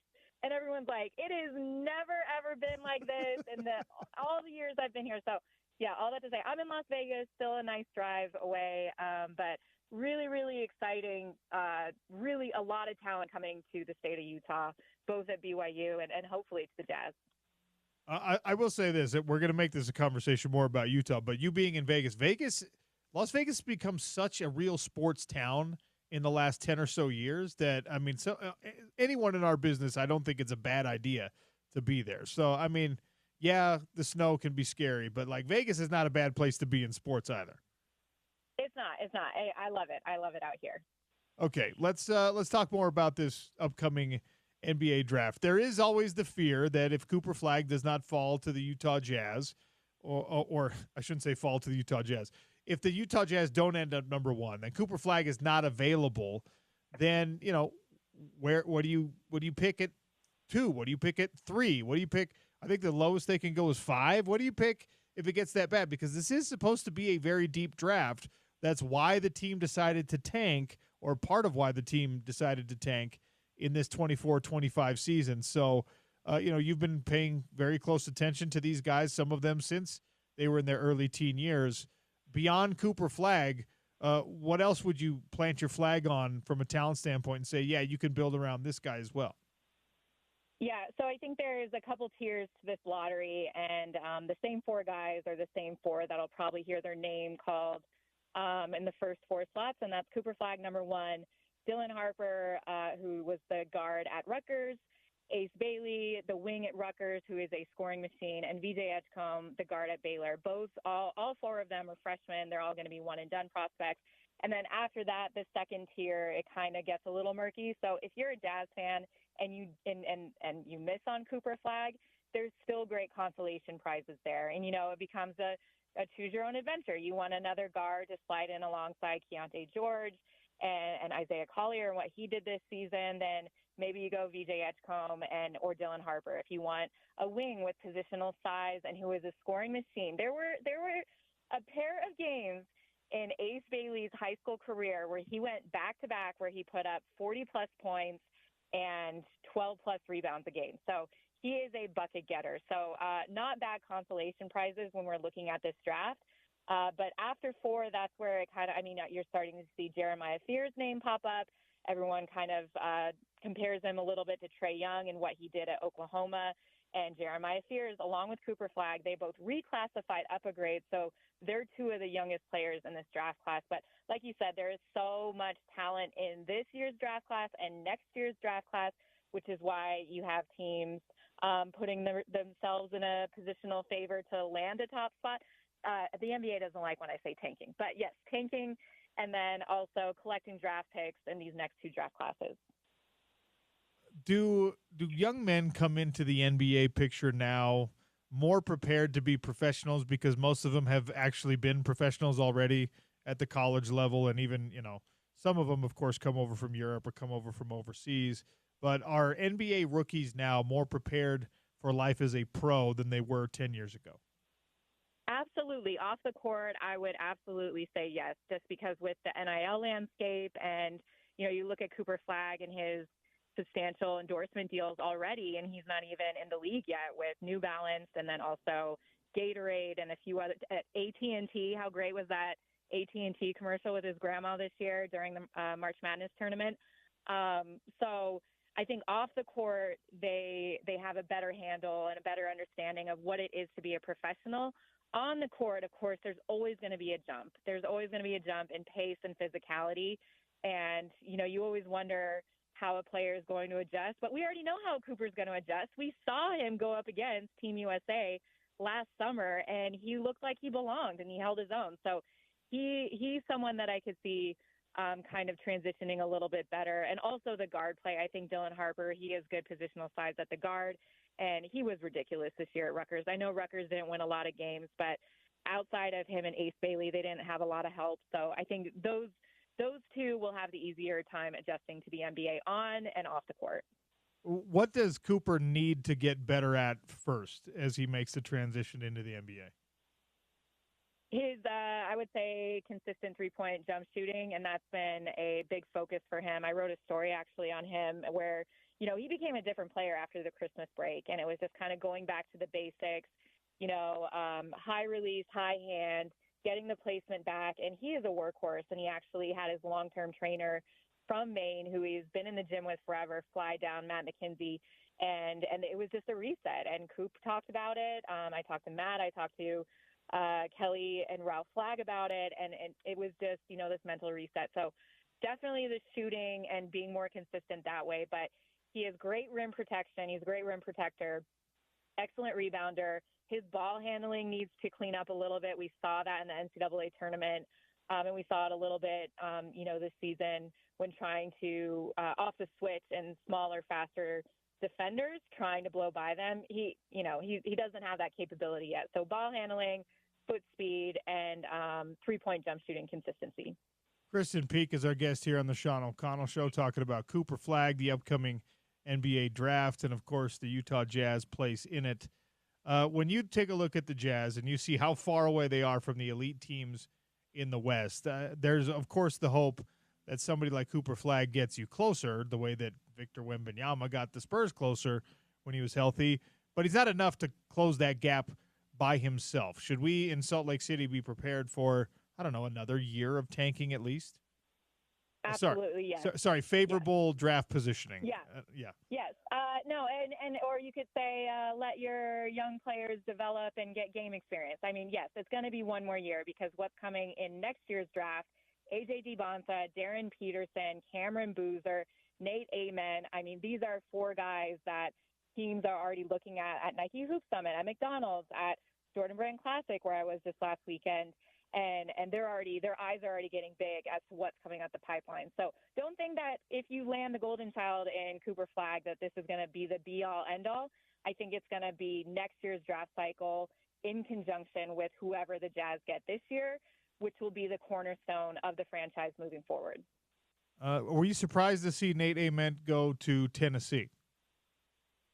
No, yes and no. I mean, I remember when I talked to him at Hoop Summit, everyone kind of thought it was going to be a Duke lean, and then, he roomed with Michael Brown Jr., and he's going to Louisville, and so I was like, well, where do you think he's going, Michael? And he's like, KP, Tennessee's a dark horse. So anytime a kid says that, I kind of, saw. But Rick Barnes, I mean, look what he did. Like Nate Amen is going to flourish wherever he goes. His upside is tremendous, but having a hard coach like Rick Barnes, who has the experience, this is a guy who coached Kevin Durant.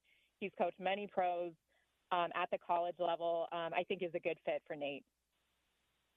So we've seen these kind of like cycles develop and disappear, and maybe that's what cycles do with the NBA. And obviously, there's a lot of international talent in the league right now, and you can make an argument that the bulk of the top 10 players, like some of the 6 of the top 10 maybe, are international players. And we saw college basketball not necessarily have a bunch of lottery picks for a minute, and then it looks like that cycle has come back. Is that because of NIL now that these international talents can come over and do the college basketball thing? They can play for Duke or they can play for Kansas and make money. You don't have to choose one or the other. Is college basketball going to be once again the primary driver of lottery and especially draft talent? I think so, yes. And, we saw that this year with Yegor Demin coming over, playing at BYU, even though he didn't have that great of a year as he did to start out the season, but that doesn't matter. Teams are still going to bring him in for workouts. I think he's a lock in the lottery. We saw it with Kasparis Yakachonis and Will Riley, both played at Illinois. And then, of course, Kaman Malawach at Duke. So I think it's just another avenue for players that are over in Europe to come over. And look, NBA teams and scouts and executives that are here, the GMs, of course they'd rather stay stateside and be able to get multiple eyes on these players instead of taking, trips over to Europe 2 or 3 times a year. So I do think NIL has really opened that up for international players. And then, you just don't, you never know. Like I saw Dame Sarr at Hoop Summit, and I asked him, I said, are you going to do college? Are you going to stay in this draft class? And he's a hot name right now. So it's one of those things where Dame Sarr might end up staying in this year's draft class and not go to college because he's a hot name. And, teams are thinking, okay, we can get him in the 20s when this kid is a projected top 10 pick next year. So you kind of see it as like a bargaining thing. So, NIL has changed everything. It's the wild, wild west out there. And the transfer portal is just ridiculous. The transfer portal is ridiculous. And you've hit on AJ DeBonsa, and we just talked about Yegor Demin and Wright coming to BYU. BYU and their place in the college basketball world right now, how do we're the home of the Utes, so it's hard for us to compartmentalize things properly. How is the nation looking at BYU as a basketball school right now? They're seriously looking at them as a contender. And what I love most about the Rob Wright pickup for AJ is he is a true point guard. He marched in to BYU at BYU. I was at the game. And in the second half, single-handedly turned that game around, finished with 22 points. He had 7 assists, forced overtime. Nobody on BYU could stop Rob Wright from getting to the rim.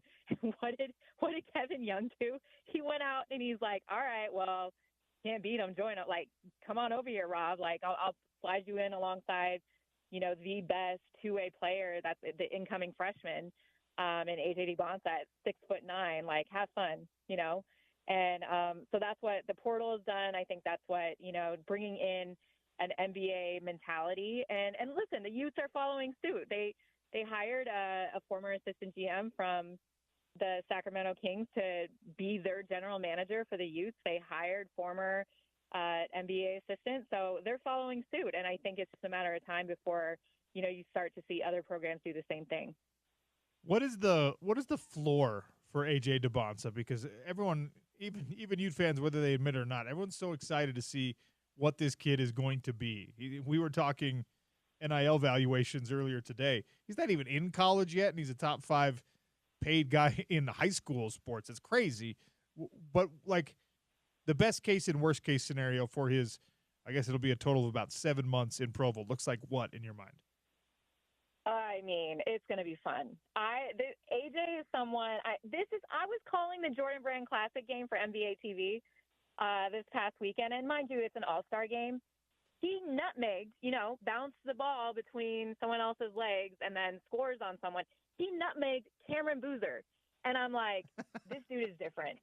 And you're just going, and there's sometimes where he does like he drove. I was at a game this past year. He was playing for Utah Prep. He drove baseline, came under the basket, and then windmilled on the opposite side of the rim on a 7-footer. It's like, I don't know where he figured out that he can do these things. His mid-range game is virtually unguardable at 6'9", and the way he can elevate over players, he's really, really honed in on that, becoming like a midi master. But his three-point jumper is also getting a little bit more consistent, and he's just a smart player. And we saw, Darren Peterson kind of make a surge at the end of the season there and surpass AJ at the final rankings for either 247 or on 3. I think ESPN kept AJ number 1, but I think it's just because he's bored. He's bored at the high school. He's ready for a new challenge. And the last player that I saw kind of get bored at the high school level and was just ready for college, ready for the pros, was Anthony Edwards. So just that mentality and just that dog on the court, that's what you're going to get from AJ next season. And it's going to be a lot of fun. Is there a guy or maybe multiple guys in this coming draft that are not going to be probably lottery picks, but you could see them growing into something like, I don't know, Donovan Mitchell has, or it's probably unfair to compare anyone to Jokic, but somebody who maybe doesn't have that buzz around them right now that you could see being something next year or beyond in the NBA? I think Walter Clayton Jr., the Florida guard who transferred from Iona and finished his senior year at Florida. Mind you, it's a 4-year player, so you see NBA franchises and teams, they kind of more value youth, length, and upside. But what Walter Clayton Jr. did, marching through the NCAA tournament, that dude played himself into the first round of the upcoming NBA draft. And he is one of the toughest players that I've ever seen in person. So if you're looking for that Donovan Mitchell comp or someone that is going to fall in that first round but be very, very productive in their first 2 or 3 seasons as an NBA player, I think Walter Clayton Jr. is that guy. I know we're mostly focused on the prospects in the draft, but you are, dyed in the wool as an NBA insider and someone who follows this league so very closely. And as we are rounding into the playoffs now, do you feel like who's going to win a championship this year? Is it a Celtics inevitability? What's your pulse on this playoff run that we're embarking on, all of us together? I still think it's a little early, but I love this Oklahoma City Thunder team.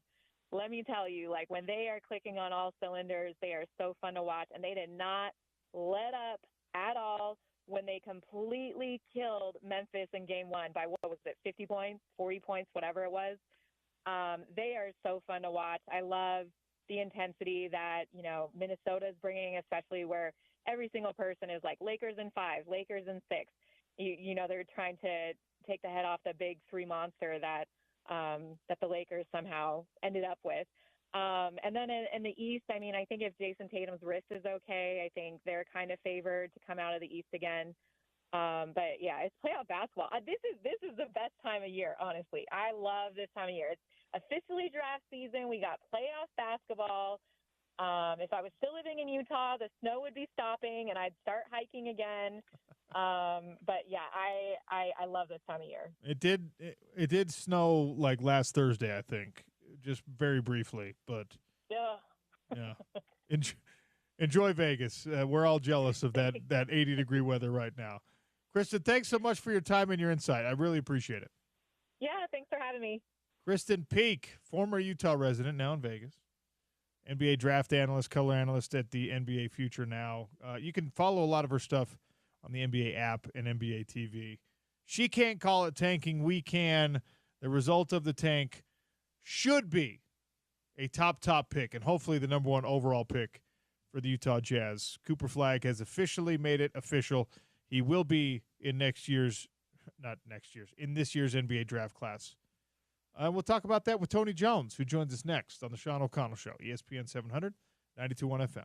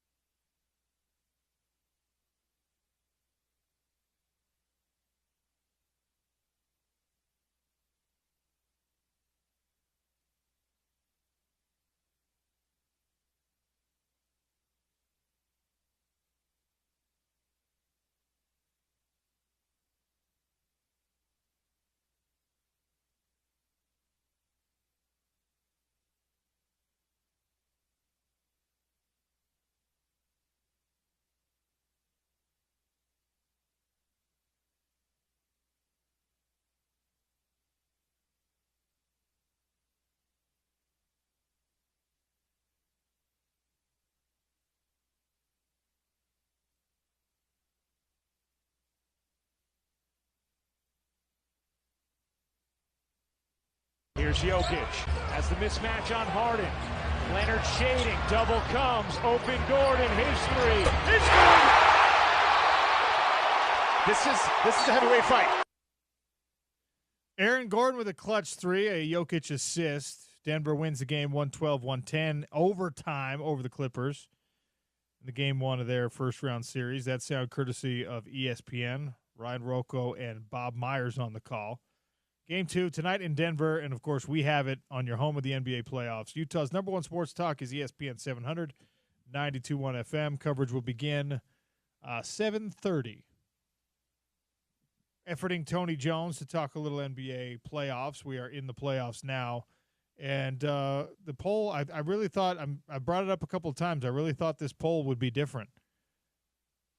Are you watching the NBA playoffs even though the Utah Jazz are not taking part? 64% of the votes coming in and saying no. At Real OC Sports, if you want to participate in the poll. Are you watching the NHL playoffs even though Utah Hockey Club is not taking part? 53% saying yes. That one's evening out. It was a much stronger yes when the show started today.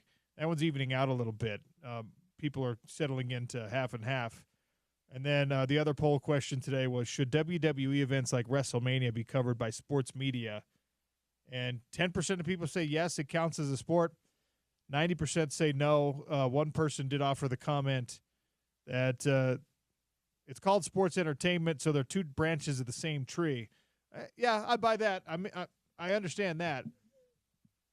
But major media outlets, ESPN, Sports Illustrated, I would say extreme sports are another branch on that tree. Things like the X Games. No one talks about those on sports talk radio. People do get into WrestleMania. It's wild. Tony Jones ready to join us now. NBA insider, Jazz insider, Nuggets insider. Tony, are you a WrestleMania? Are you a WWE guy?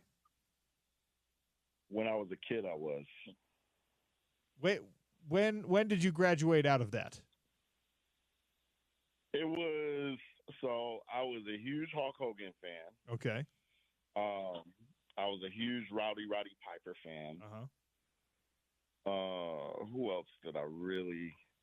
If you don't say really, Andre the really Giant, like? I'm going to get real mad at you. How could you not love Andre? I loved Andre the Giant for sure. I loved Andre the Giant. I loved The Rock. I loved Hacksaw Jim Duggan, and I loved the Hart Foundation. I thought the Hart Foundation, Jim the Anvil Neidhart, I thought he was like the coolest thing ever. Bret the Hitman Hart. All of these people are dead now, aren't they? A lot of them are either gone from this world or they are heading that way rapidly because of years of alcohol and steroids. Because of years of what it took to make their bodies look like that. And I remember having this argument with my mother when I was 10. I was like, Mom, wrestling is real. And she was like, son, it's not real. And I was like, no, it's real. And she was like, no, it's not real. I was like, it's real. And then we were watching wrestling that night or whatever. And then, Hulk Hogan hit somebody in the head with a chair. And she was like, see, if wrestling was real, that guy would have been dead, on the spot. And, and I was like, no, it's real. Look at the blood coming out of this. She was like, yeah, that's like ketchup packets. And we just had this huge fight. And, yeah, but it was, I went to bed angry and crying and everything, because she just, ruined my whole thing. But, I was a huge fan of, so many of those guys for sure. Not so much today's wrestling, but when I was growing up, definitely I was a huge fan. Okay, so same boat, kind of. I respect it. They sell out arenas. It's wonderful. The idea, I tuned into, I turn on ESPN today, and there's a full hour-long show when the NBA playoffs are happening, when the NHL playoffs are happening, when it's NFL draft week, and there's 60 minutes of WrestleMania recap on the Pat McAfee show or something. I'm like, this is nuts to me. But anyway, let's get into some NBA basketball. Go ahead. I actually think that's dope, though, because, it's still a sport. It's fake, but it's still a sport. You know what I mean? And it still takes just incredible athleticism to do what these people do, and obviously the stuff that leads to short lives as well. But it's still those are still incredible athletes. So I think it's like I actually think it's kind of refreshing that those there's some recognition of that. Well, I appreciate that perspective. I don't necessarily agree, but I appreciate that perspective. No, that's fair. That's definitely fair. Especially knowing what you did, especially, knowing how, where I can see where you're coming from because you did it for real. It's and I'm like they can both exist, right? They're two different things for me. We had someone comment on Twitter, they're two branches of the same tree. I think that's a good way. I'll probably describe it that way. Like that's a branch of the same tree for combat sports, for boxing, for MMA, for wrestling, for sports in general. Sure. It's a weird branch to me. I'm probably not paying a lot of attention to that branch, but I'm glad people do, and I'm glad people can make a good living in it.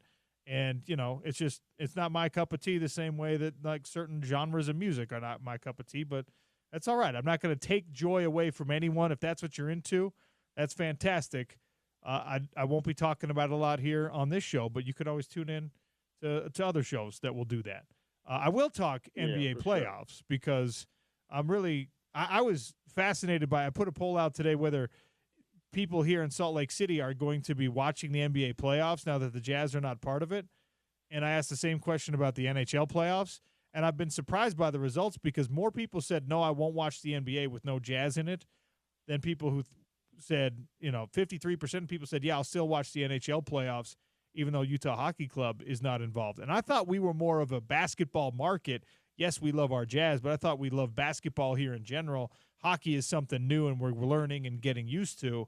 But are you surprised by that people don't want to watch the playoffs if the Jazz are not involved? We didn't expect them to be involved. That's a good question. I don't know if I'm surprised or not. I guess I would say part of me is surprised because this is, such a basketball crazy market, and but I mean it's also now an NHL market, right? Like you have the Utah Hockey Club here. I mean so and let's be clear, NHL playoffs are freaking awesome. They're amazing. Like it is an awesome sport. The drama, the level of play, the physicality, just night to night. And, most of the series, from first round all the way to the Stanley Cup are, always relatively close or extremely close. The star power, I mean, the speed of the game. I mean, NHL playoffs is an awesome thing. I was watching some of it last night. I was watching a little bit of the Maple Leafs game. Shout out to my guy Ben Dowsett, who's a huge Maple Leafs fan, and just watching Austin Matthews, just put pressure on the defense. I mean, it's just really, really good to watch. And here's a good point. I was watching the NHL playoffs because the Boston-Orlando game was a blowout. And the Memphis-Oklahoma City game was a blowout. And, the only really intriguing game yesterday was, the Golden State Warriors and the Houston Rockets. So, I'm not going to watch the NHL playoffs over the NBA because, I'm a basketball player first and foremost. I'm a basketball writer. Like my whole life is basketball. My first love is basketball. That's never going to change. But, I don't think that the two are mutually exclusive.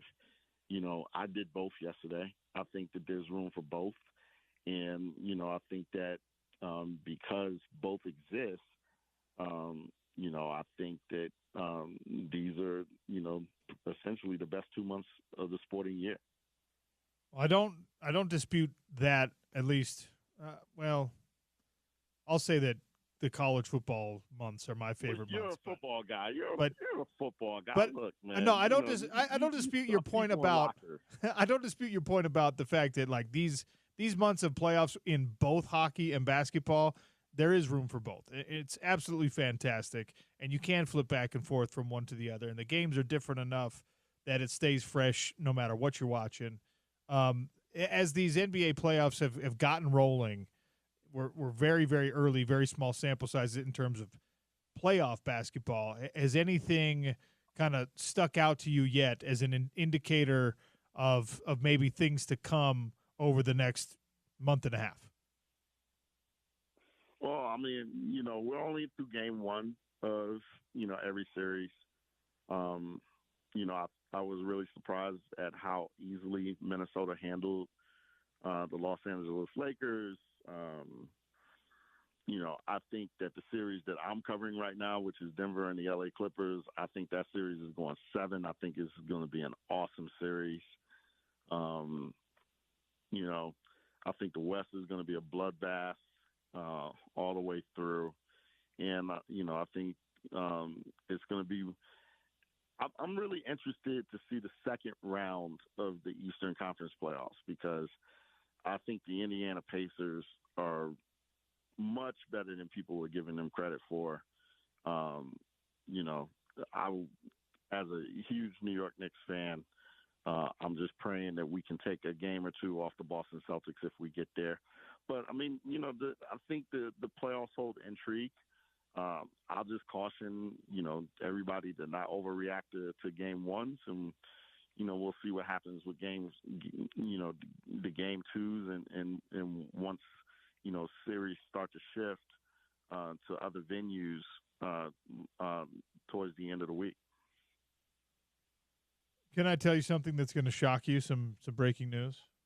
Cooper Flag is going into the NBA draft. Knock me over with a feather. Cooper's going to the NBA draft. Did you see on Twitter the groundswell of oh my God, is Cooper going to go back to Duke for another year? Well, yeah. Did you see any of that? I saw a lot of it. I was wondering how much of that was generated only by the most dyed-in-the-wool Duke fanboys that we had ever seen in our life. Just the most wishful thinking possible. That was never, ever, ever, ever, ever a real possibility, right? Yeah, of course Cooper wasn't going back to school. That's the dumbest thing I ever heard. He could have gone back and gotten the NIL. Listen, the reason why, if you are one and done and you can get into the NBA after 1 year of college, that you always choose the NBA is because of this. If you're Cooper Flag, you're 19 years old. His second contract is going to come at 23 years old. His Supermax contract is going to come at 27 years old. You don't go to the NBA for the rookie contract. You go to the NBA to start the clock for you to get the second contract. That guy is going to be he's pretty much going to be a billionaire by the time he's 30 years old because he's starting the clock right now. So, no, you don't go back to school. You don't go back to Duke for a $4 million NIL or whatever kind of NIL that they can give you for 1 year. You go to the NBA draft so you can push your clock up a year for your second contract, and then you can get your third contract and your Supermax contract, by the time you're entering your prime, and then you can get one more Supermax contract when you turn 30. He's going to be that kind of player. He's going to be making max money pretty much from the time he's 28, 23 to the time that he's about 35. He's going to be a billionaire by the time he gets to his mid-30s because he starts his clock right now. And that's why you go to the NBA draft. That is so insane. But wonderful for him. Bright future for everyone who's going to be in this draft and every draft until the end of time. Is there a future in Dallas for Nico Harrison? I said over under 48 hours before he's out of there. So I think he's going to I might be completely misreading this, and I might be completely wrong with this, but I think he's safe. Whoa. Because I think I'm serious. I think that the decision to trade Luka Doncic came from ownership. I don't think it came from him. I think he was acting under orders from ownership to trade Luka Doncic because I believe that new ownership did not want to pay Luka Doncic $1 billion when, all he's doing is eating donuts and bonbons. Now, obviously, that trade is going to be all-time bad. It might turn out to be the worst trade in NBA history if he leads the Lakers to a title. But I think that this wasn't a Nico trade. I think it was an ownership trade telling Nico to trade. And because of that, I think that Nico will make it through this. I don't know that he's going to make it through next year if Dallas doesn't turn out to be very, very good. I also think that he needs to stop talking because every time that he talks, he makes it worse. Like today, at his exit press conference. Yes. He said, I already know what you're going to say. I know. You saw that quote. Like I had to when my friend Tim Cato tweeted that out, I went and immediately checked Tim's Twitter page to make sure that there was not a fake Tim Cato out there. And then I, went and checked other Dallas writers' pages to make sure that wasn't a fake quote. I just couldn't believe he said that. And what he said was, essentially, I knew that Luka Doncic was important to the Dallas fan base. I didn't know he was this important. And I was just like, no way he said that, right? Like, we're trolling at this point. And if anything, saying stuff like that might end up getting him fired. But I think, I think that he was doing ownership bidding and trading Luka. And I think because of that, I think that he's going to get a rope here. Well, I mean, I defer to your expertise on a lot of this NBA stuff. I can't imagine how you build back any kind of goodwill or trust with that franchise or fan base. But you're right. If you're doing what your bosses say, I don't know. I don't know if they can fire you for it. I mean, they can. They'll find a way if they want to. But is New York going to go up 2-0? Well, I certainly hope so. I'm a Knicks fan. I know. That's why I'm asking you about the Knicks. Listen, we got a generational whistle down the stretch of game one. For that, I'm grateful, and I will not complain. But, we got pretty much every call in the fourth quarter of game one. We started defending well, but that was a dogfight. We were down. We were down 8 or 9 points early in the fourth quarter. We were struggling. I'm not scared of this Pistons team, but I have a great amount of respect for them because Cade Cunningham is for real. That Pistons physicality is for real.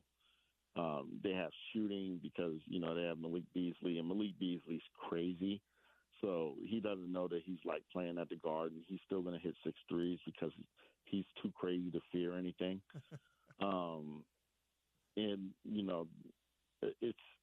They're big, they're athletic, they're strong.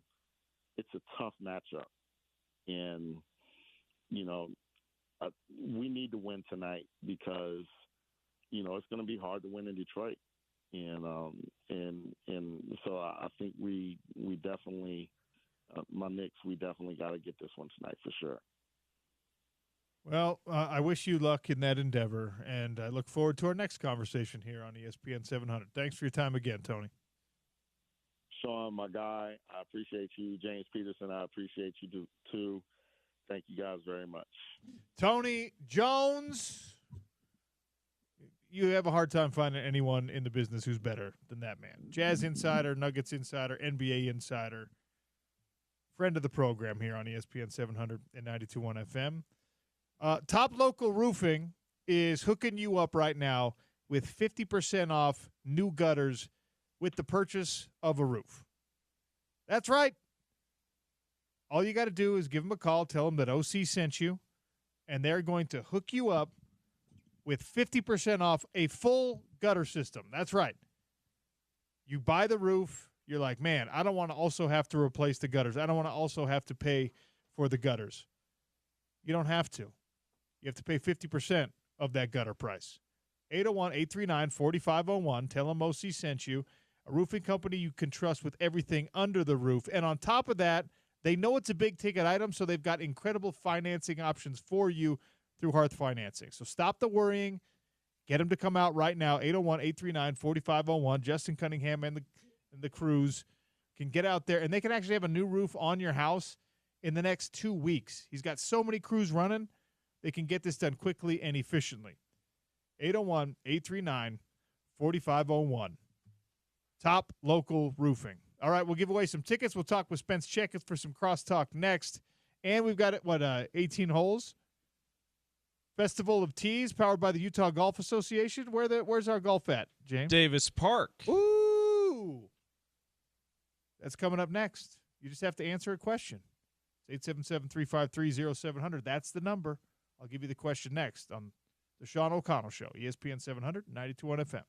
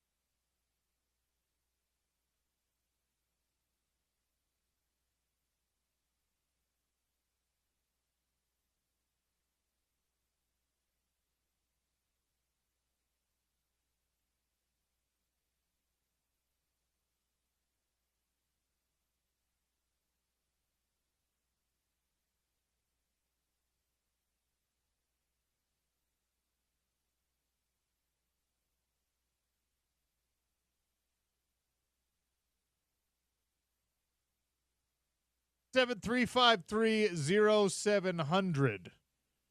We've got golf to give away, powered by the Utah Golf Association. It is our Festival of Tees. 18 holes at Davis Park Golf Course. If you can tell me, we were discussing this earlier on the show today. We went over to some transfer portal discussion and spring ball and all that kind of stuff. The highest paid player, according to On3's NIL valuations in college sports this year, is who? 877-353-0700. James, will give you a bonus point if you can tell me the highest paid player in the Big 12. That was a big surprise for me. The highly coveted James Peterson bonus points. Yes, James Absolutely. Peterson bonus points can be traded in for absolutely nothing of worth at a later date. But they're important on this show. 877-353-0700. Time now to engage in a little bit of crosstalk with our guy, Spence Checketts. Of course, crosstalk brought to you by Burt Brothers, because Burt Brothers does it better. Spence. Come on, man. No, I'm not doing it. No. You've made me accustomed Burt to Brothers the. does it better. Okay, thank you. Like, I can't start my show until we get the Okay. Sean Burt All right. Brothers jingle. Thank you. Spence. Welcome home, Sean. Thank you. Good to see you. You enjoyed a little spring game up there, 22 Forever game, as did I. I did. It was nice. Moment of loudness, even at the spring game, which was cool. That was really cool. I will say this. It created a very I took my daughters to the spring game. Nice. It was a blast. Yeah. It was very wonderful. Beautiful day. Actually, my father-in-law came with me, so you got a hardcore BYU fan to donate to the Memorial Scholarship Fund, which was a great win for Utah Athletics. Love it. And my older daughter was just like, "What's this about?" Moment allowed us. "What's this about? Who are those boys?" And I explained to her who they were. And it was wild to see a 5-year-old processing that could happen. Yeah. And I didn't tell her any real details. Sure. Said an accident that happened, and it was a gun accident. And she was just like, "What?" And went home and told my wife about it. It was really interesting. But it's a poignant moment, man. We've been doing it for a couple years now, and it gets you every time. It does. I was unaware they were going to do it for the spring game. And, solid attendance. I think it helped that the weather was good. Yes. It's just always hard to know what's real and what isn't. So I made a point. I was telling you off air, that was the first time I had met Jason Beck. Really, really nice dude. Yeah. Spent about 10 minutes with Morgan after the scrimmage, and asked him, just kind of how you're feeling and whether or not the transfer portal was going to bring any bad news. And they seem to believe that everyone that they want is going to stay. And typically the Monday after spring football ends is when you hear the bad news. And we haven't really heard anything today. So if you're a Ute fan, that's really good news that we haven't seen anybody bounce the portal, at least as of note. Yeah, they're going to have their exit interviews this week. So the coaches, Coach Witt namely, will be talking to players for whatever, 5 minutes apiece, letting them know what the plan is. And that might trigger, again, it's not going to be anyone important, because all the important guys are going to be told, "We want you here, we need you here, and we expect you to be here." And that's what they're hoping to hear, right? So, I don't think we asked them about that at practice last week sometime. And I think that the roster is relatively set in terms of who's there now. You do need to add at least a defensive tackle, probably more than one. They got a receiver committed in the transfer portal. They got a corner from Auburn committed in the transfer portal. So there'll be some fresh faces, but yeah, it was fun to see what you got. And the new offense is going to be engaging for people to watch for the first time when we actually see it play out against UCLA and then Cal Poly. And I know that I think the number was 15 starters sat. Were you surprised? They were hitting. I mean, it was live. Yeah. Like, pads were popping. Were you surprised how physical that game was? No, not when you look at who was out, because all the guys, I mean, you weren't going to touch the quarterbacks. Right, one's going to touch those. And it was good to see them running around and doing their thing. Mm-hmm. But yeah, you need to, I mean, Kyle Whittingham has very much been this way. You got to show us you can play football, and hitting is part of playing football. Right. So the guys, the 15 or so that they sat, they've already proven themselves. We know you can play football. Everyone else, let's see. And that's good. It's good to give those guys an opportunity to do that. Some of those individuals that we saw on Saturday, That's it. That's their college football career. That's what you get at Yeah. the University of Utah. Yep. Spring game, and I was in that place, you know what I mean? So at least you get to hit that day. It's nice. Yeah, no, it was cool. It's always just fun to be reminded. I think we're like 130 days out or whatever, but reminded that the fall will be here, and football fans that are chomping at the bit, got a little taste of it. And it's just always fun to be back up at Rice Eccles when it's a nice day. Saw our guy Paul Kirk and met Wheeler McMuffin, the new Nope. We don't do that. Wheeler Nope. It's junk. Wheeler McJunk. No. Keeler McJunkin. Keeler McJunkin. Our guy, Junk. No, it's my guy now. No, it's not if you're going to call him Wheeler McMuffin. Well, he's our guy because his name is Keeler McJunkin. Junk. Okay, well, That's Mr. Junk to you, Spence. When I met him, I felt like I was in Superbad. I'm like, that's not your name. You're a 28-year-old Hawaiian organ donor? I believe it's 49, McLovin from Honolulu. But no, nice guy, new SID, so get familiar with some of the new faces. And, yeah, a nice way to spend a Saturday before I donated a bunch of golf balls to Bonneville. So you're welcome, Bonneville. Could you have answered today's trivia question, the highest earner in college sports? I'm assuming it's a football player, right? In 2025, according to On3. Do you know who it is? Is it more than $7 million that A.J. DeBance is getting to play 5 months of basketball for BYU? Well, A.J. DeBanza on this list is still a high school athlete. So, okay. I do not know the answer to the trivia It's question. Arch Manning, who's evaluated at $6.6 million, apparently. So, wait. A.J. DeBance is getting more money than Arch Manning is? A.J. DeBanza right now is number 5 on the On3 valuation list. Okay. $3.8 million as a high schooler. Huh. It goes Arch Manning, Cooper Flagg, Carson Beck, Jeremiah Smith, A.J. DeBanza is your top 5. Huh. The highest paid in the Big 12 was one that really fascinated me, and I probably talked way too long about this in the opening segment. Sam Leavitt, the Arizona State quarterback, who was not even the reason they won the conference championship last year, is making $3 million. Wow. You would have give me 25, 30 guesses. I don't think I would have landed on Sam. He's number 11 in the country, allegedly. That's wild. Sam Leavitt, according to this list, and they do a lot of research. It's not like it's like the only place we can get any sort of inside information on this stuff. Yes. And so, take it with a grain of salt, but it's like, I mean, it's as accurate as we're going to get on this.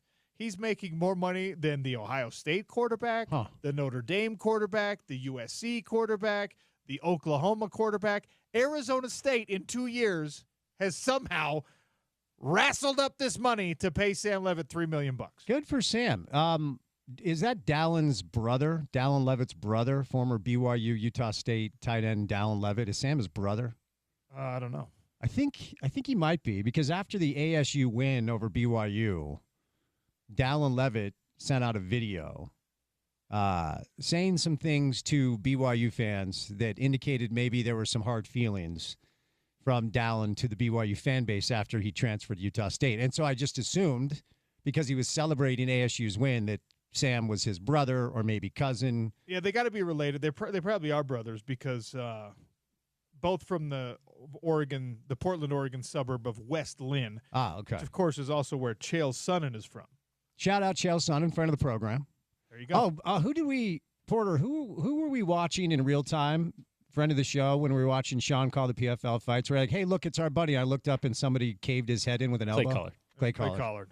That sucked. It was bad timing, because I'm like, oh, that's our guy. He was on the show. Oh, yeah. Is he all right? Love me some Clay Collard. Yeah. He's going to be fine, but you don't want to duck into a spinning elbow. That's going to hurt and make you have a bad day. Kids, that is life advice. Yes. Right there. Public service announcement from the Sean O'Connell Show. Stay tuned for The Drive with Spence Checketts. Thanks for everyone who listened and joined us on the show today. ESPN 700, 92.1 FM, proud part of Utah's ESPN Radio Network.